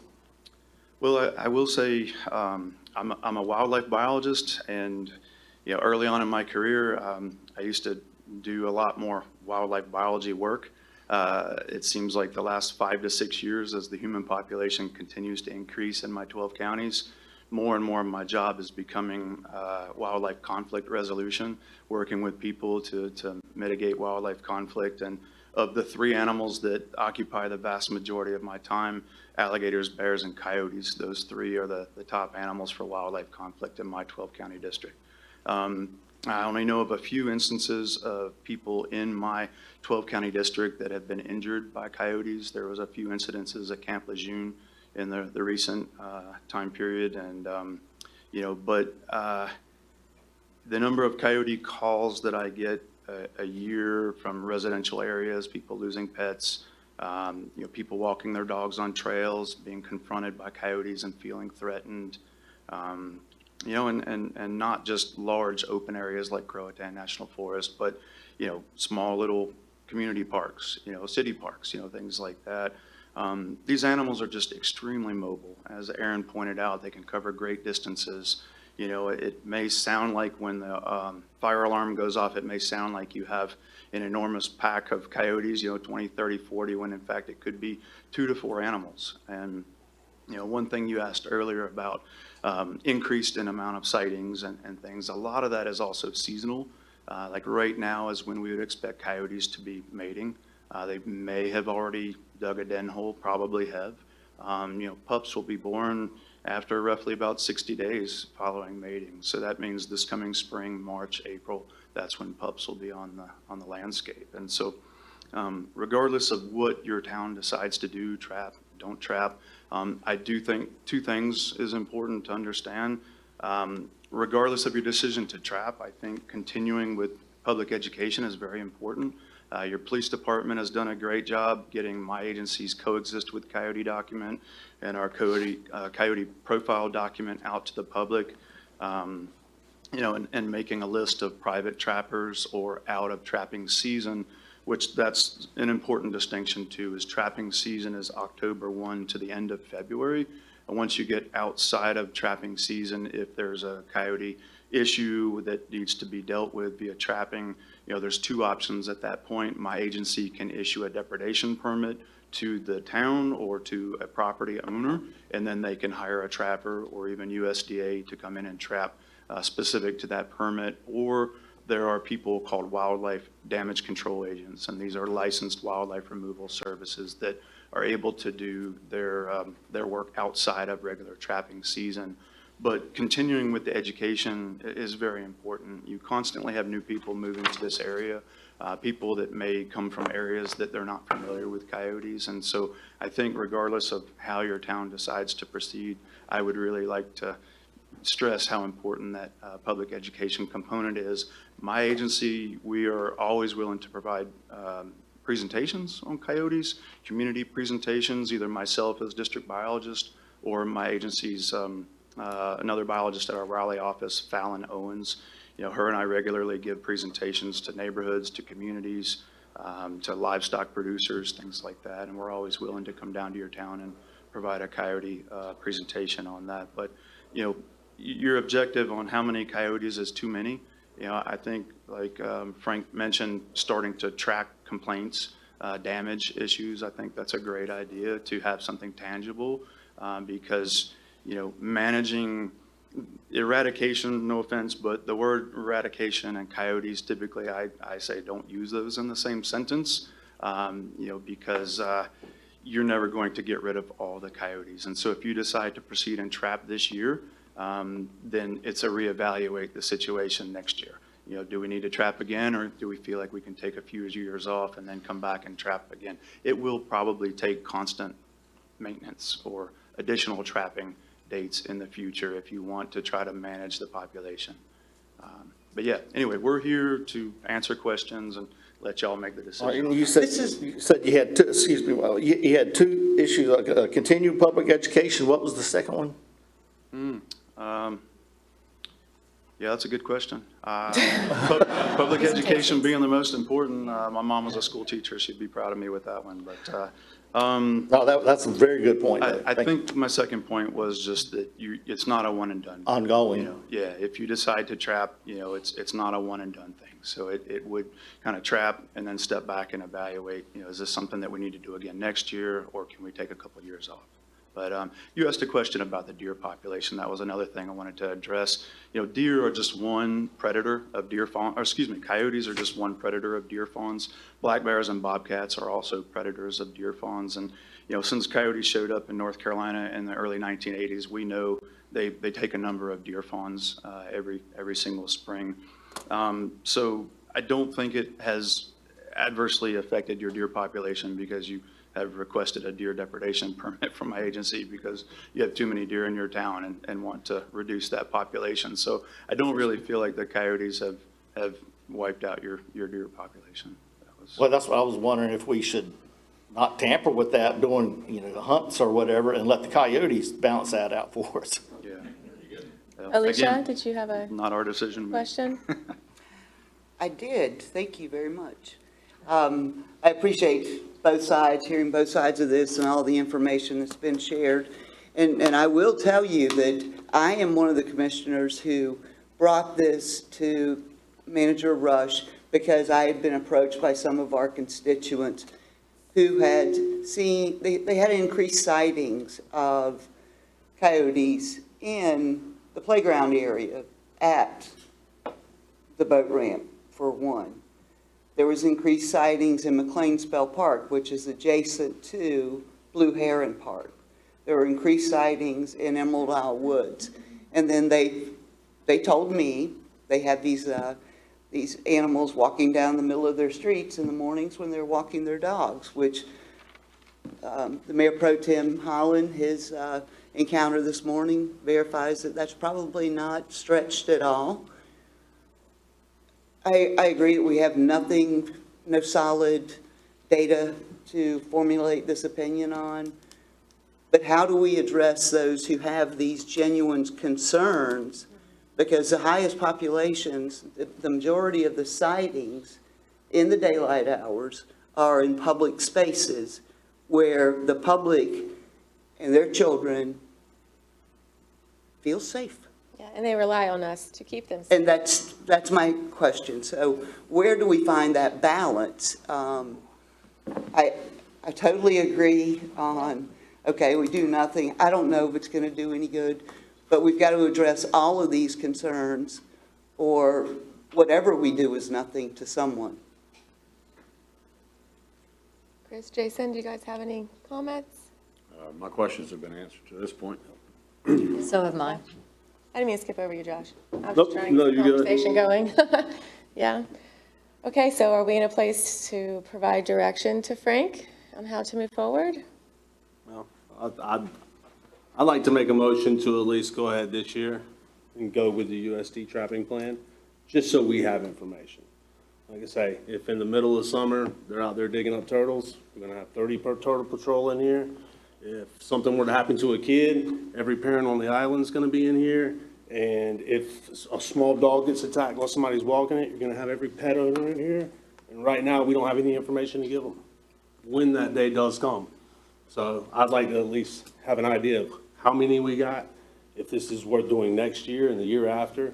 I just think forgetting about it is not we're just seeing what happens. I'd like to have a little bit more solid data. And from what the professionals have said, the only way we're gonna get that is if we go out and do a little bit of traffic. So that's my Are we motion. getting into a hole there? What's next? We're gonna protect everyone from snake bites. Are we gonna protect everyone from, we're trying our best about rip currents and everything. We give warnings. We do public awareness and education about rip currents. Those We are also- all native things that but we we're talking also- about. But Yeah, it's, we have- Invasive species. We do have lifeguards. but we in place. coexist with them. They naturalized. We're having to coexist with them, and there's no way to eradicate them. My motion's on the floor. We don't necessarily need a motion. So Frank, do you feel like you have enough feedback? How are you guys standing at this end? Before the board goes to vote, there's a motion on the floor, but before the board goes to vote, would they consider tabling this until we get some clearly defined goals and objectives? Well, let's hear from the other two we might have, but we don't need a motion for this, correct? Because there is obviously some disagreement among you, I would like to have a motion and a vote on this, just so we have clear direction going forward. Okay. And I would say regardless of what approach you take, we'll certainly continue the public education efforts, whether we trap or don't trap. Okay, so should we move forward with the motion and see what the vote, how it ends up? Okay. Motion by Josh was made to move forward with coyote trapping, for lack of a better word at this moment. All those in favor? Aye. Are you voting, Josh? Oh, yeah. Yeah. This is my motion. Definitely aye. Okay, so at this time, 2 in favor and 3. 3 in favor. I think Jason. Three in Oh, I'm sorry, favor. I didn't see your, okay, so 3 in favor. Okay. All those So it looks like, opposed? all those opposed? Aye. Aye. We will proceed with the contract with the USDA, and we'll get started on that probably sometime in the next couple of weeks or so. I'll certainly report back to you all the progress that they've made, how many they've taken, any issues that may come up. So, thank you. And thank you guys. Thank you guys, thank you all Thank you very so much for much. being here. It was very We educational. appreciate your expertise. Okay. Sorry, I was a little rusty on that. I don't, all those in favor? All those opposed. All those opposed, okay. Okay. Get it. Yeah, goodness. Okay, Somebody comes in, no one has to do it. should we go ahead and move forward with Candace? Yep. Now we'll bring it back to you. Okay.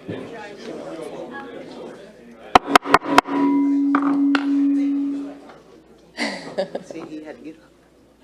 Okay, so we'll move forward with agenda item number 15, which is the resolution authorizing the updated bicycle path guidelines.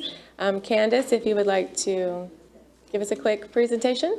Sure, as long as everyone can hear me well. So I do have a presentation here for you. I'm here on behalf of the Bike and Pedestrian Committee to speak on their behalf. They presented to you in December some of their suggested guidelines and changes to what they recommend on the bike path. And so I'm here for them, to represent them, to give you a little bit of history. Electric bicycles have been discussed among this committee for probably 10 plus years since their existence, back when Commissioner Sanderson was Director of Parks and Recreation as well.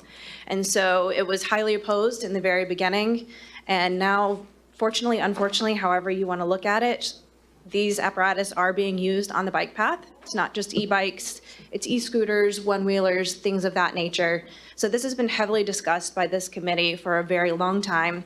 So it is not likely that I come to you with their recommendations and what they would like to see. And also Frank and I sat down and took time with our town attorney to go over these regulations, make sure that the town was not liable, and we have taken his recommendations and blended them with the committee's as well, and what I'm going to present with you tonight. So moving forward, this would be what would be updated on our town website. bike path rules updates, motorized and electronic apparatuses. Single rider, meaning no golf carts or anything of that nature, electronic apparatus such as e-bikes, e-scooters, and similar devices would be permitted on the path. Riders must operate at a safe speed with a suggested maximum speed of 15 miles per hour. Notice it does not say speed limit. This is a suggested speed per our attorney's recommendation, because we will not be radaring and enforcing this necessarily. That is an impossible task. All riders must obey posted stop and yield signs and adjust speed based on the path conditions and congestion. Multi-rider, gas-powered, or high-speed motorized vehicles will remain prohibited. I do see the police department on a regular basis pulling over anyone on a golf cart who's on the sidewalks or the bike path.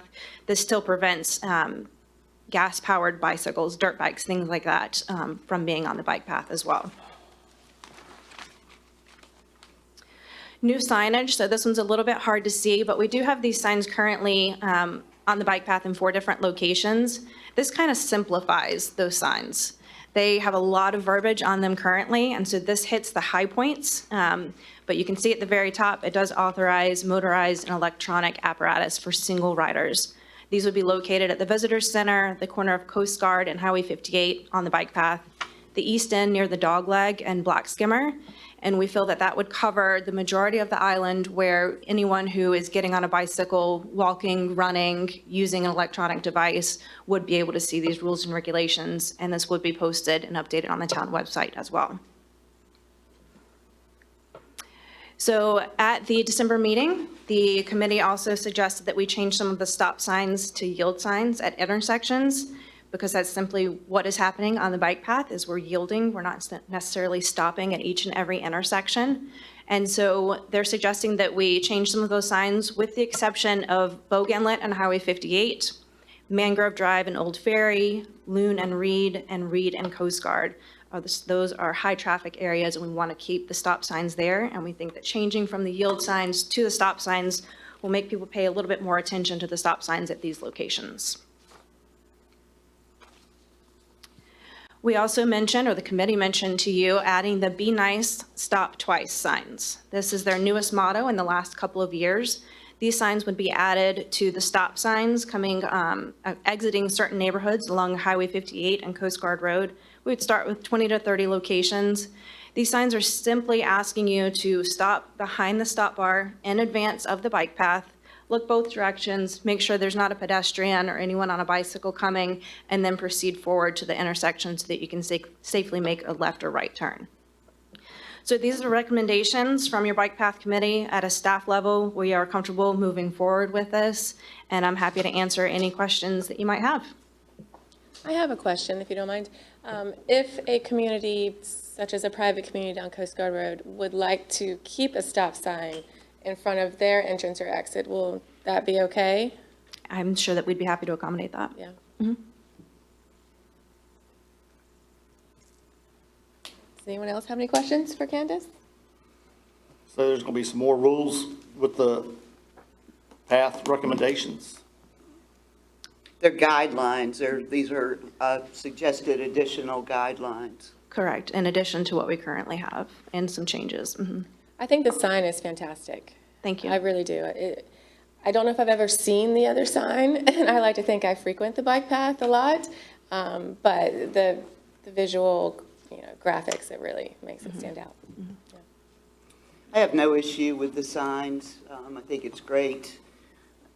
As most of you know, I have worked on the bike path since the very inception and through the first handful of rocks in the first section.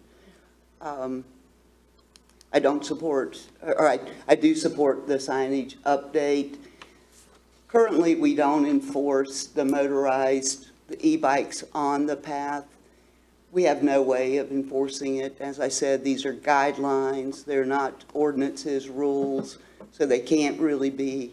I have no problem with the e-bikes who are responsible using these, but I am not comfortable just doing a blanket free-for-all for e-bikes. I make a motion that we approve the signage change, but not allowing motorized vehicles. So are you saying enforce no motorized vehicles on the bike path, or Just carry on as we just are carry on? right now. So Just, I motorized mean, we're not vehicles- enforcing it. It really can't be enforced. It's not an ordinance. But there's nothing changing. E-bikes are using it.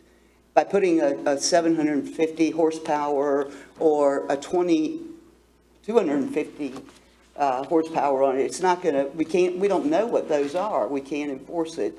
So I'm not in favor of changing anything to do with motorized vehicles and just carry on. Leave it how it lies. Leave it how it lies. And I'd just like to say this before you do. Did you make a motion already? I did make a motion, but I'm wide open to You know, listening. I know a lot of people that are against the motorized vehicles being on the bike path. It's about safety. These kids, it's 2026. They're coming, they're bringing their electric bikes. So you tell them they can't ride on the bike path, where does that put them? Puts them right beside the mayonnaise, the white line, going down the highway. And that's the way they're gonna get up and down the beach. So if we're thinking about safety, we need to take that into consideration, that if you push the kids off the bike path, they're gonna be riding around the middle of the street. What's more safe? And if I may, that was part of what spurred the discussion among the committee, was one, the pedal assist bicycles for anyone who's maybe a little bit elder or handicapped and needs help starting their bike.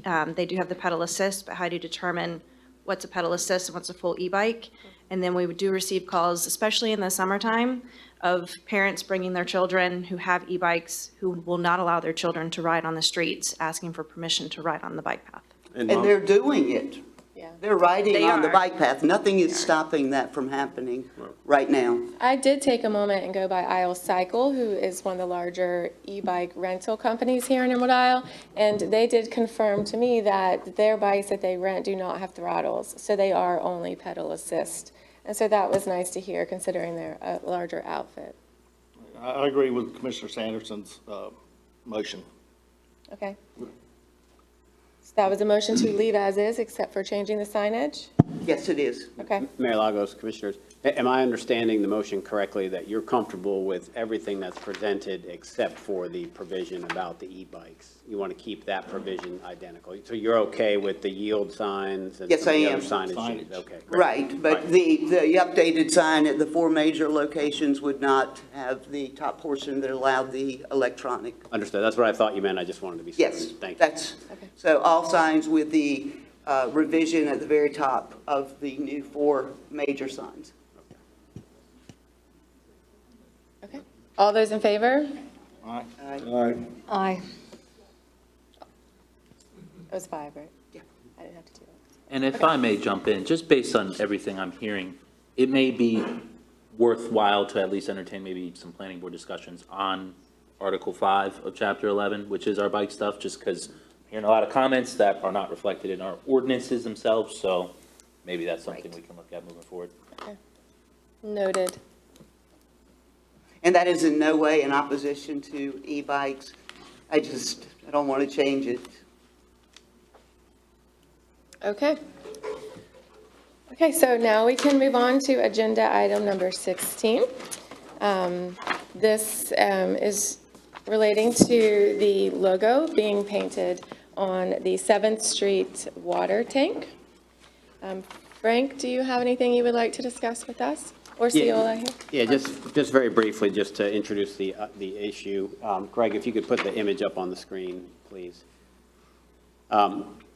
I think as you're aware, Bogbank's Water is getting ready to paint the 7th Street water tank. They'll be doing that in March or April this year.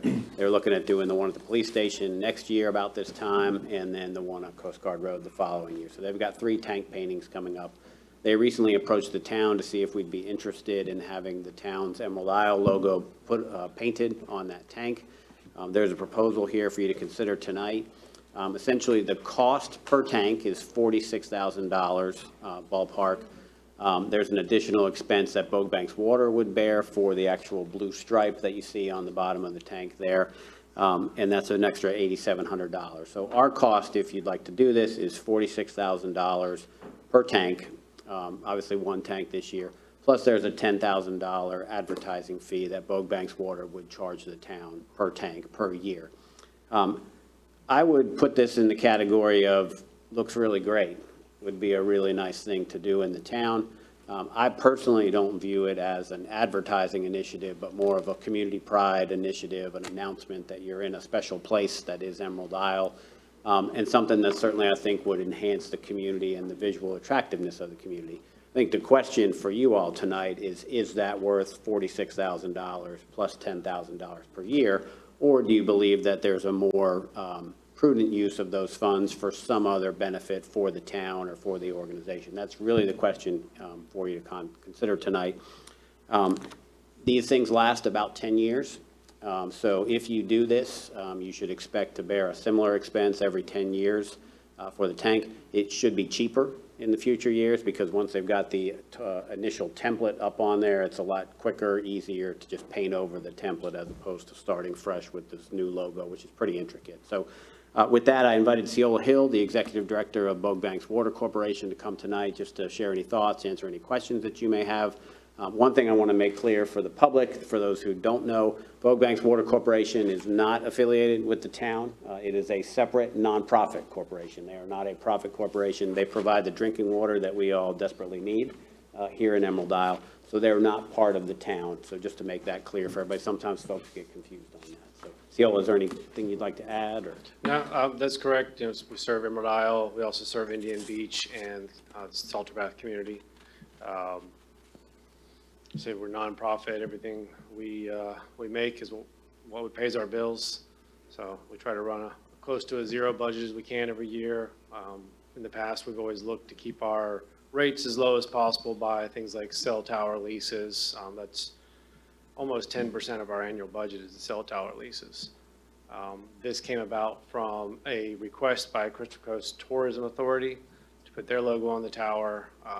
I know in previous years, Emerald Isle had mentioned wanting to have their logo on the tower as well, so we also made the same offer to the town as well. And the reason this is presented for your consideration tonight is they're going to do this work in March and April. So if you'd like to do this, we need to get a decision sooner than later. Can I just ask one question? Well, first, thank you for being here and staying so late. But why the additional $10,000 on an annual basis for 10 years? That was just the lease fee we came up with for the tourism authority. Yeah. So we just extended the same terms to the town. Okay. Okay, do you guys have any questions for Ceola or Frank regarding this? To help them? In terms of the cost being cheaper now, the reason is they tent the towers. I'm sure you've seen on other towers before, or even here in the past, we have the giant curtains that hang all the way to the ground. Yeah. That cost alone is over $100,000 to curtain these towers to prevent damage to other homes and cars and et cetera. So to come back later and put that logo up there, the town would also incur the cost of curtaining the tower. Even if it's only a short curtain, it would still be a large cost in addition to the cost of the actual logo. Okay. I think with all due respect to Bogue Banks Water, you guys do a great job and provide a tremendous service. And I've put a lot of thought into this, and I drive up and down the road. It's not very often that I look up to see the water tower. I know that maintenance needs to be done. I know that painting needs to be done. But since this came up last month, I put a lot of thought into it. And again, with all due respect to Bogue Banks Water and the job that you all do and the service that you provide, I can't, and I'm open to hear one or more. I haven't found in my own thoughts and thought processes a way to explain if we approve $40,000, $50,000, $60,000, $10,000 a year ongoing, per tank. I haven't come up with a good way to explain to people, if I vote yes for this, what is the benefit to the town of Emerald Isle? What is the benefit to the taxpayers, the residents, the business owners? So again, I'm open to hearing that, but in my own mind, I haven't come up, with what I would call a good explanation when someone questions me if I were to vote yes on that. Correct. I understand. At least this all just came about from a request from the Tourism Authority, and we thought we'd extend that offer. The tower is bland because it saves us money. $8,700 for the logo every 10 years versus $54,000 for the logo is a big difference. And we pass that savings on to the customer bills, et cetera. And so we're just here to make the offer. Yeah, I for was- you all, it's like Frank said, it's just a sense of wanting to see the town up there and feeling Yeah. good about it. I mean, Yeah, I was on the TDA that asked for that. Okay. Yeah, we were really excited about the idea of it. It would create a fantastic sense of place and a sense of pride. I know when I drive to Atlantic Beach, their water towers are beautiful and their logos are beautiful. Now, do I think it's fiscally responsible in our situation? Probably not, but I do see the benefit from creating that sense of place and pride for Emerald Isle. Yeah, but. I just find it hard to quantify the return on the investment, and that's where I struggle. Okay. It looks beautiful, it does, and I It is agree with beautiful. what Kyle's saying, but I think there's other places that we need to spend our money. I agree that it's a great concept. It looks beautiful, and I thank you for the opportunity. But I think that we have current known needs that we need to address right now to make a more direct investment in our community and in our citizens, and therefore I can't support it. Maybe in a few more years. Didn't say that either. Well, we will proceed accordingly, and good luck with the tank painting in March. No problem, thank you. Do we, Thank you, Thank Ciala. you. Time. Thank we you. do not need a motion to deny? Nope. No? Okay, no official motion. Okay.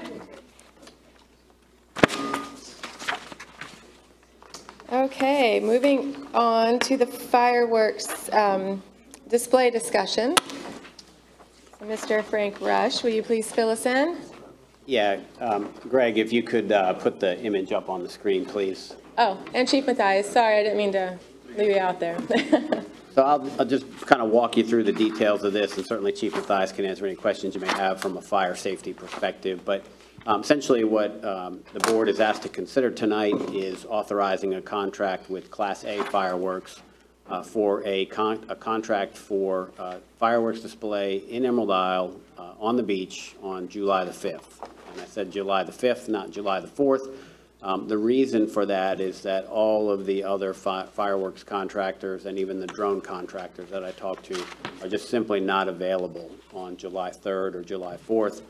July 5th, we have an opportunity to contract with Class A Fireworks. They are the same company that provided the fireworks at Mac Daddy's the last few years. They also did work on Bougainville Pier in the past.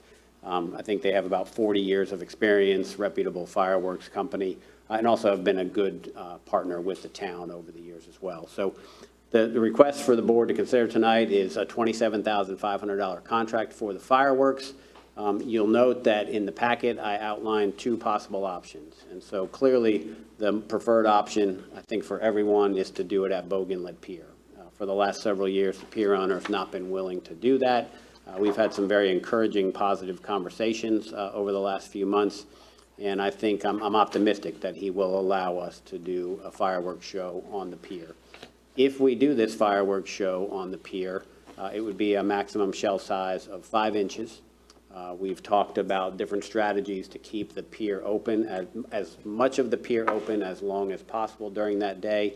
And we've put together what we think is the best plan to segregate the public and also the employees installing the fireworks that day. So we think we can keep the pier open completely till 3 o'clock that day. We think we can keep most of the pier open probably till about 8:30 that day, and then close off just a little bit more for the show at about 8:30 and then during the show.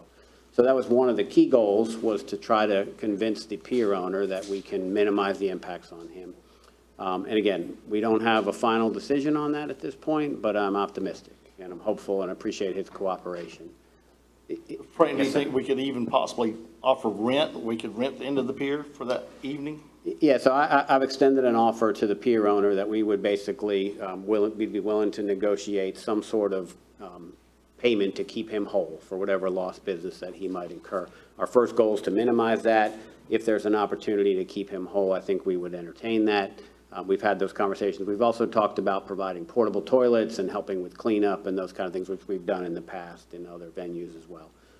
So that's the proposal for you. In the event that we're not able to finalize a deal to have it at Bougainville Pier, we believe we have an alternative location at the Western Regional Access where we can provide a safe and attractive fireworks show.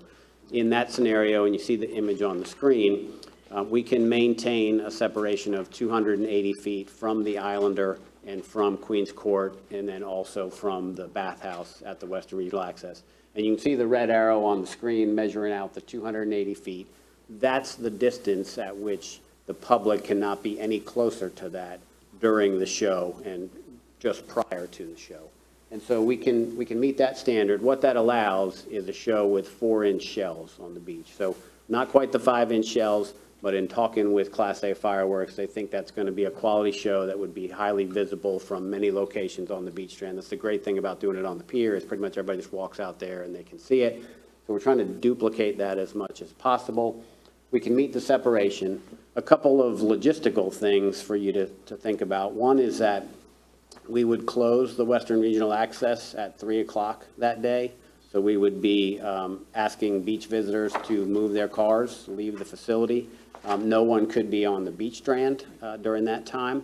And then again, at about 8:30 or so, we'd have to widen the area on the beach strand that people could not be any closer to. You can see the 280-foot distance on the beach strand there. They've got to be beyond, say, Queens Court and over to the Boardwalk RV Park, for example, watching the show. So it's definitely a more logistically challenging alternative, but in our review with the fireworks company, with the fire department, with police, public works, parks, we don't see any showstoppers at this point, but certainly we have more details to work out to keep it safe. The public would be advised to view it from the beach strand like they always do, walk out the nearest beach access and get out there. Certainly folks could view it from the pier itself. People could view it from the Western Regional Access parking area. We would direct the public to park out on the Highway 58 right away and simply walk down to the Western Access. I've spoken with the president of the Homeowners Association at Queens Court. I've spoken to the general manager at the Islander, informed them about these plans. They're receptive to this. They're both hoping the pier works out. I think we're all hoping the pier will work out. So the reason this is presented is that if we approve a contract tonight, obviously don't want to waste that money if it just doesn't work out at Bogue Inlet Pier. So if it doesn't work out at Bogue Inlet Pier, the proposal is to do it here at the Western Regional Access. We think we can do it in a safe manner. I think we'll learn a lot from it, right?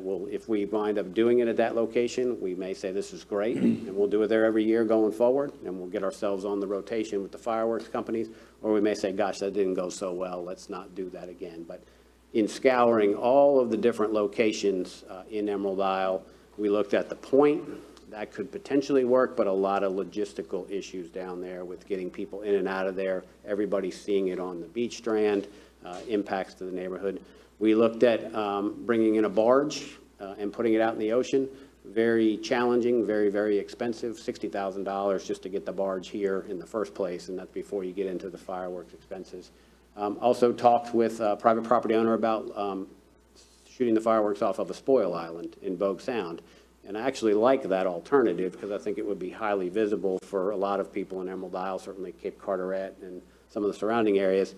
But we don't have the same dynamic where people just walk out to the beach and you can see it everywhere on the Sound. Once you walk out that Sound access, you can only go 15, 20 feet in either direction. So those were some of the other locations that we took a look at. I think we can make it work at the Western Regional Access. But before I go and execute a contract for $27,500, I just want to make sure you're comfortable with the backup plan. And the other thing I would say is there's some urgency to this, right? I don't want Class A Fireworks to tell us, hey, well, we took another job in another community and we're not available, because we're already a little bit behind the 8 ball. We can't get July 4th. So, Bill, is there anything that you'd like to add to that from a fire safety perspective? Or No, obviously the pier would be the optimal place. Just having been here since 2004, if it's not on the pier, that's not Emerald Isle Fireworks. But it's a logistics standpoint, the biggest thing is going to be manpower issues for all of our departments.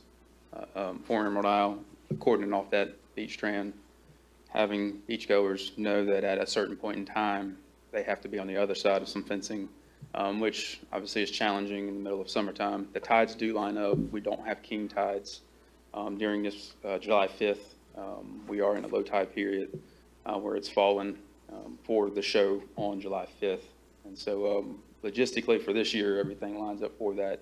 Again, the manpower issue is going to be the most taxpaying, for our employees here in Emerald Isle. Maybe we can Yeah, have some volunteers to help us clear the beach.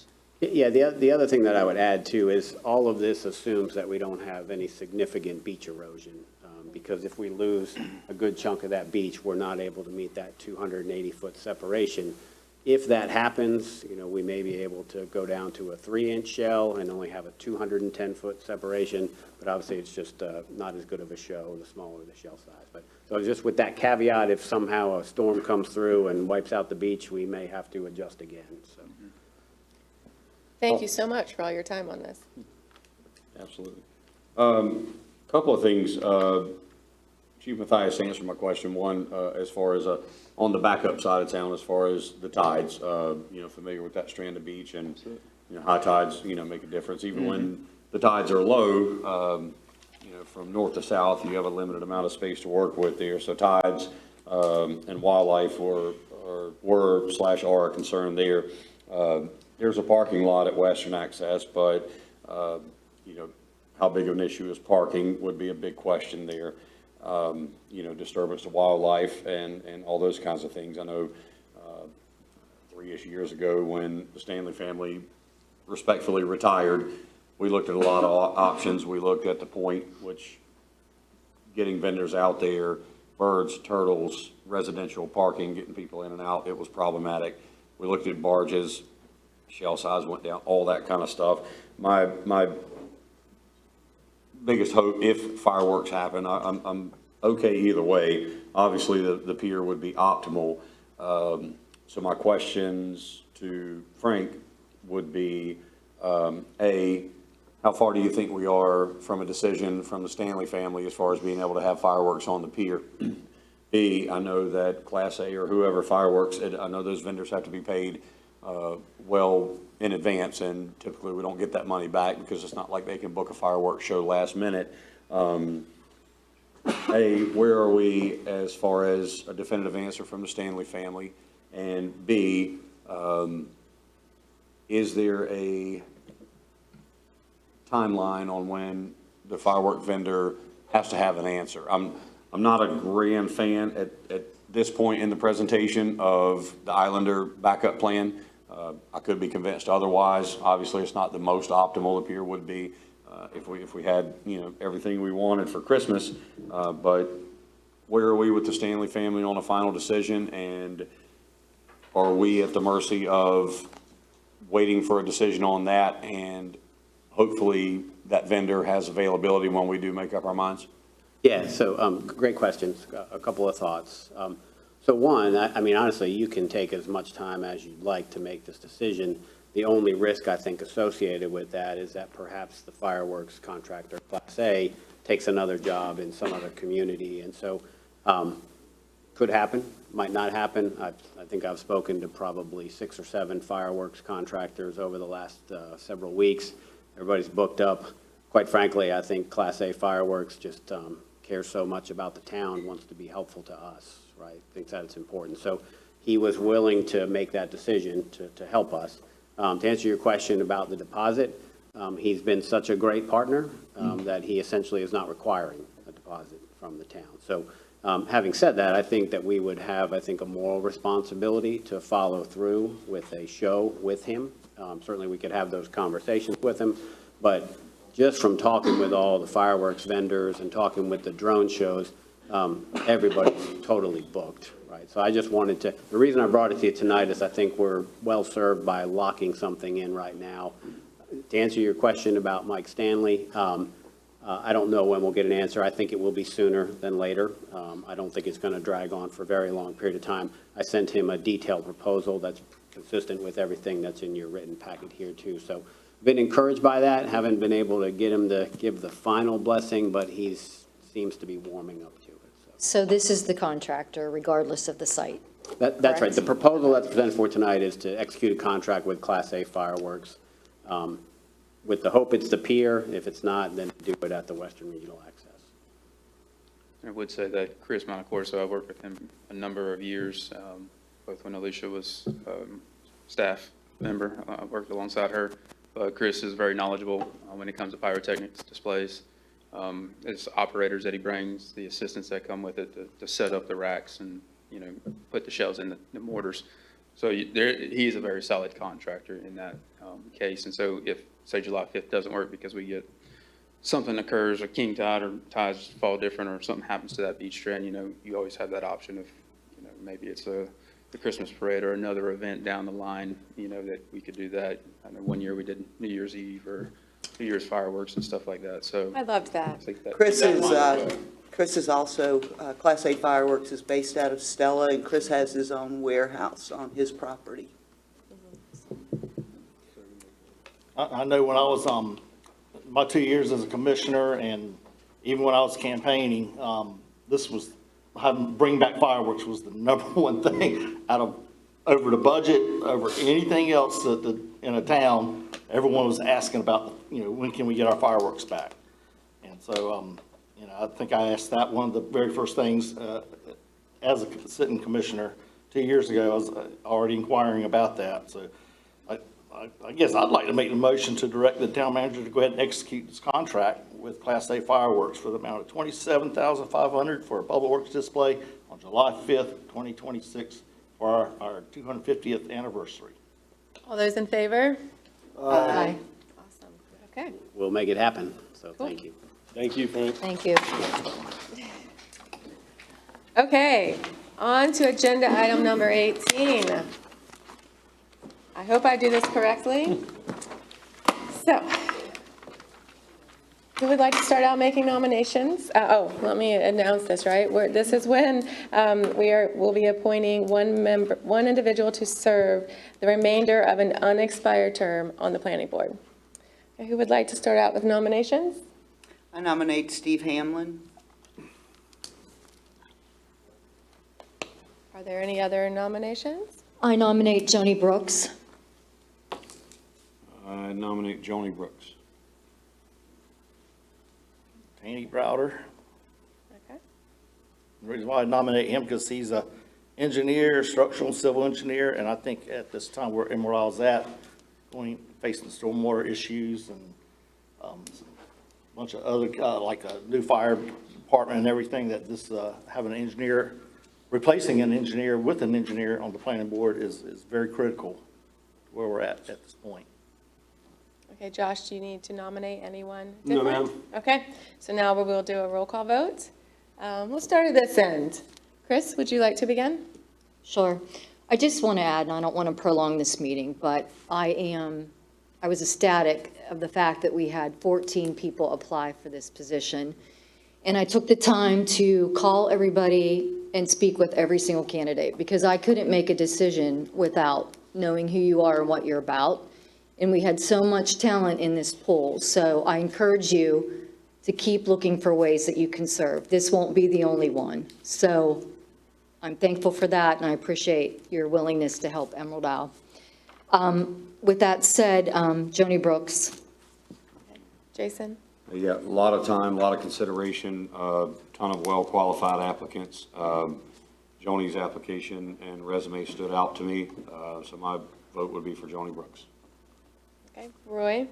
As much as I admire Joni Brooks, I've nominated Taney, and I'm a vote for Taney. Okay, Josh? I'm going to vote for Stephen Hamlin. Alicia? Steve Hamlin. Okay, so now do we narrow it down? Okay. So now they must vote between Steve or Joni, is that correct? Okay. Chris? Joni. Okay, Joni? Joni? Roy? Joni.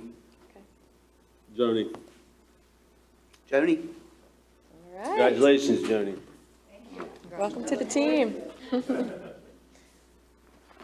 Okay, moving on to comments.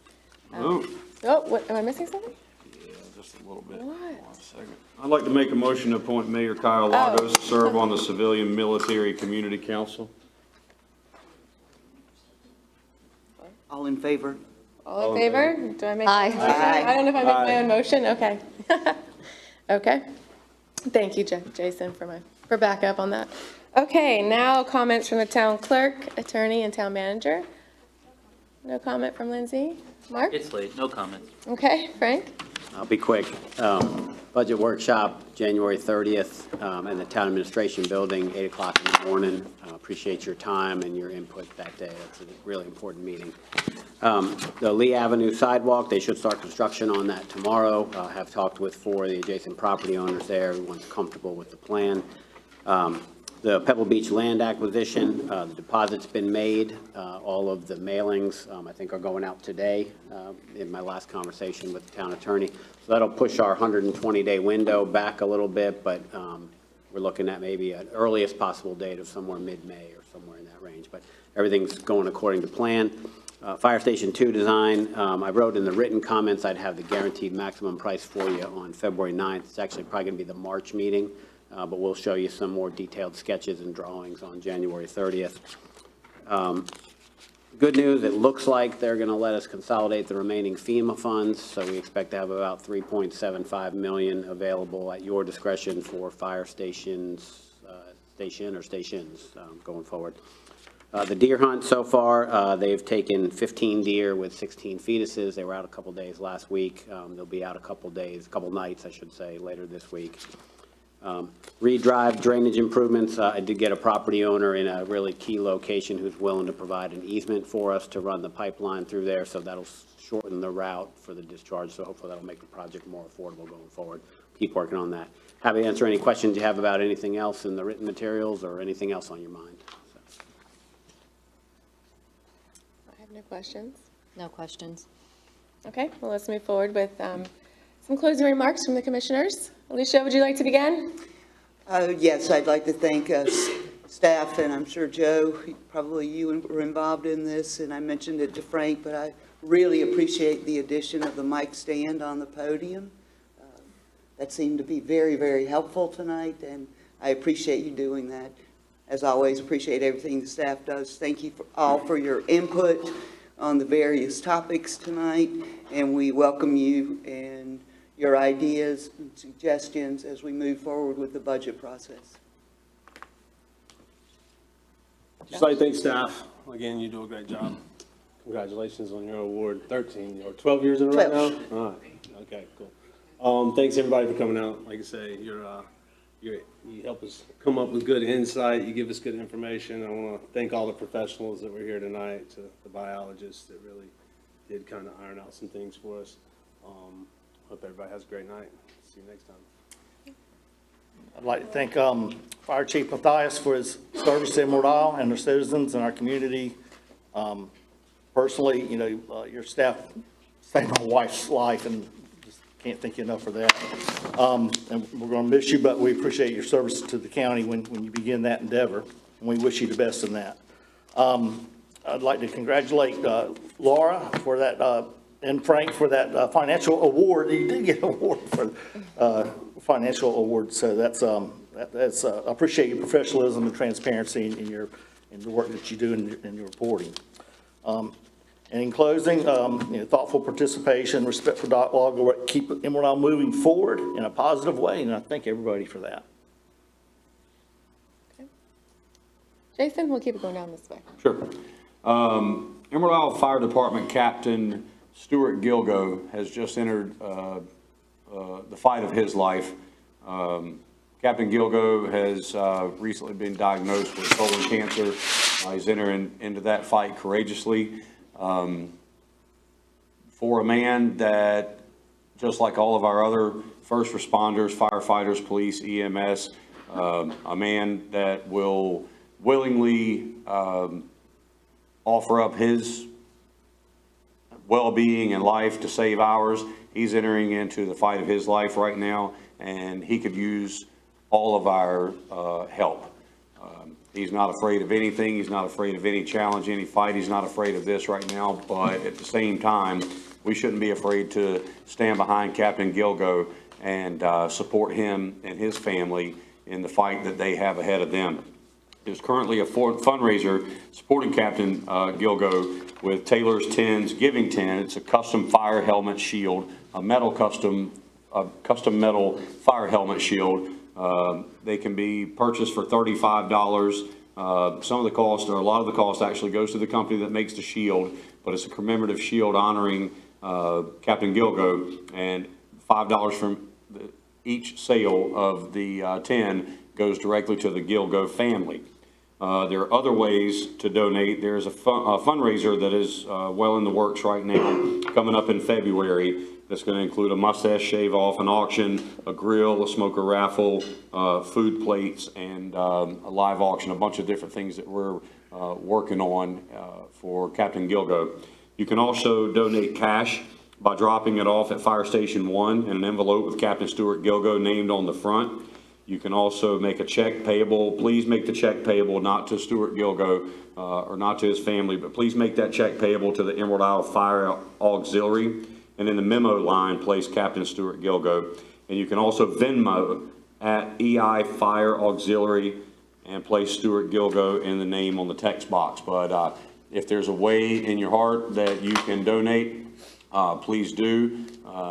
On the town and personal social media pages, once the fundraisers that are going to come after this are up there, they will be shared. And I'm going to speak on behalf of the town once the details of subsequent fundraisers are ironed out. I'm confident that the town won't have a problem sharing the date and locations of those things. But at a minimum, once you hear about these things, please share them. Tell your family, tell your friends, please show up. But at a minimum, keep Captain Gilgo and his family in your prayers. Thank you. Just briefly, I had always said that I would say why I vote the way I vote. And I honestly need to say that when I came here today, I planned on voting for trapping the coyote. But after listening to the experts today and also talking with our citizens, they were split on that decision. And the experts swayed my vote today. So I look forward to seeing what comes of that, what the trapping tells us. If it worked, if it didn't work. So I look forward to finding that out. And secondly, I appreciate all the work that the Bicycle Committee and the Bike Path Committee did on their proposal. One of the things I would like you to look into is lighting. That's one of the concerns that I had. There are a lot of dark spots on that bicycle path, and our citizens have asked if we could do something to address that. Congratulations, Laura, Frank, on the financial award, and I appreciate everyone that attended tonight. Thanks. So yes, I'll start off by, congratulating Laura and thanking everybody for still being here. But I did want to add a few things. I've been working on multiple different items than the commissioners, I guess early this year, so it's been a busy one. I've just started, I just mailed my first batch of welcome letters to all new property owners within Emerald Isle, and so each month I will be sending out a welcome letter directly to them, welcoming them to our town, sharing important town information, websites, group information, that type thing. I've also just secured a page within the Emerald Isle Living magazine on a monthly basis. And so if anyone has any ideas for content or paragraphs or anything like that, or information you want to get out, I'd be happy to kind of weave that in somewhere. And then also, I did attend the Civilian Military Community Council luncheon last week, and I was really blown away. Just first off, by being in the room with all of those leaders of the military base, and then also learning about all the ways they're supporting their groups in our communities. One of my biggest takeaways, well, two of them, is that this summer, the first week of June, the Harrier will be sundowned. They're retiring that plane, and it's going to be a week-long event festivity in the Havelock at the base, and also in surrounding towns. And so the Carteret County Chamber of Commerce is getting involved. The TDA wants to support and fund some events that we can all that we can host and grab some grant money. And so I would love to figure out a way for the town to be involved, or a business association, or even EI for vets. So that's something I want to keep abreast on and just really know what's going on so we can be a part of that. Because as I mentioned, it's the first week of June, so it could really start our summer off with a bang. And the other is that they are also starting a STEM-based learning facility for area 5th graders. Right now, Carteret County is not eligible to get into the classroom this year, but they're hoping to expand it to Carteret County. But on a side note, they want to get out into communities and come out to events and festivals and do different programs for children. So I thought of the Day for Kids for Candace and seeing how maybe even summer camps to see if we can kind of nurture a relationship with them and get them out into our community, because it's going to be a really great program. So that's kind of what I've been working on. It's been a busy year, and I really thank everybody for putting me in the seat so I can keep learning all these things with the community. But thank you for all that you do, and for Frank, all your paperwork and information. It's a lot of work, so thank you, everybody. The notebooks keep getting better and better. Ask for a motion to. I'll make a motion to go into closed session, A, for attorney-client privilege pursuant to NCGS 143-318-11A3 for an update on pending legal issue, and also pursuant to NCGS 143-318-11A6, consultation with the town manager. Those in Mayor favor? Pro Tem, we won't, do we plan to take any action after this? After we No come out? action that I'm No aware action. of, unless the mayor says it. Okay, Yes. with no action afterwards, if I would Yeah. ask that you add that? Correct.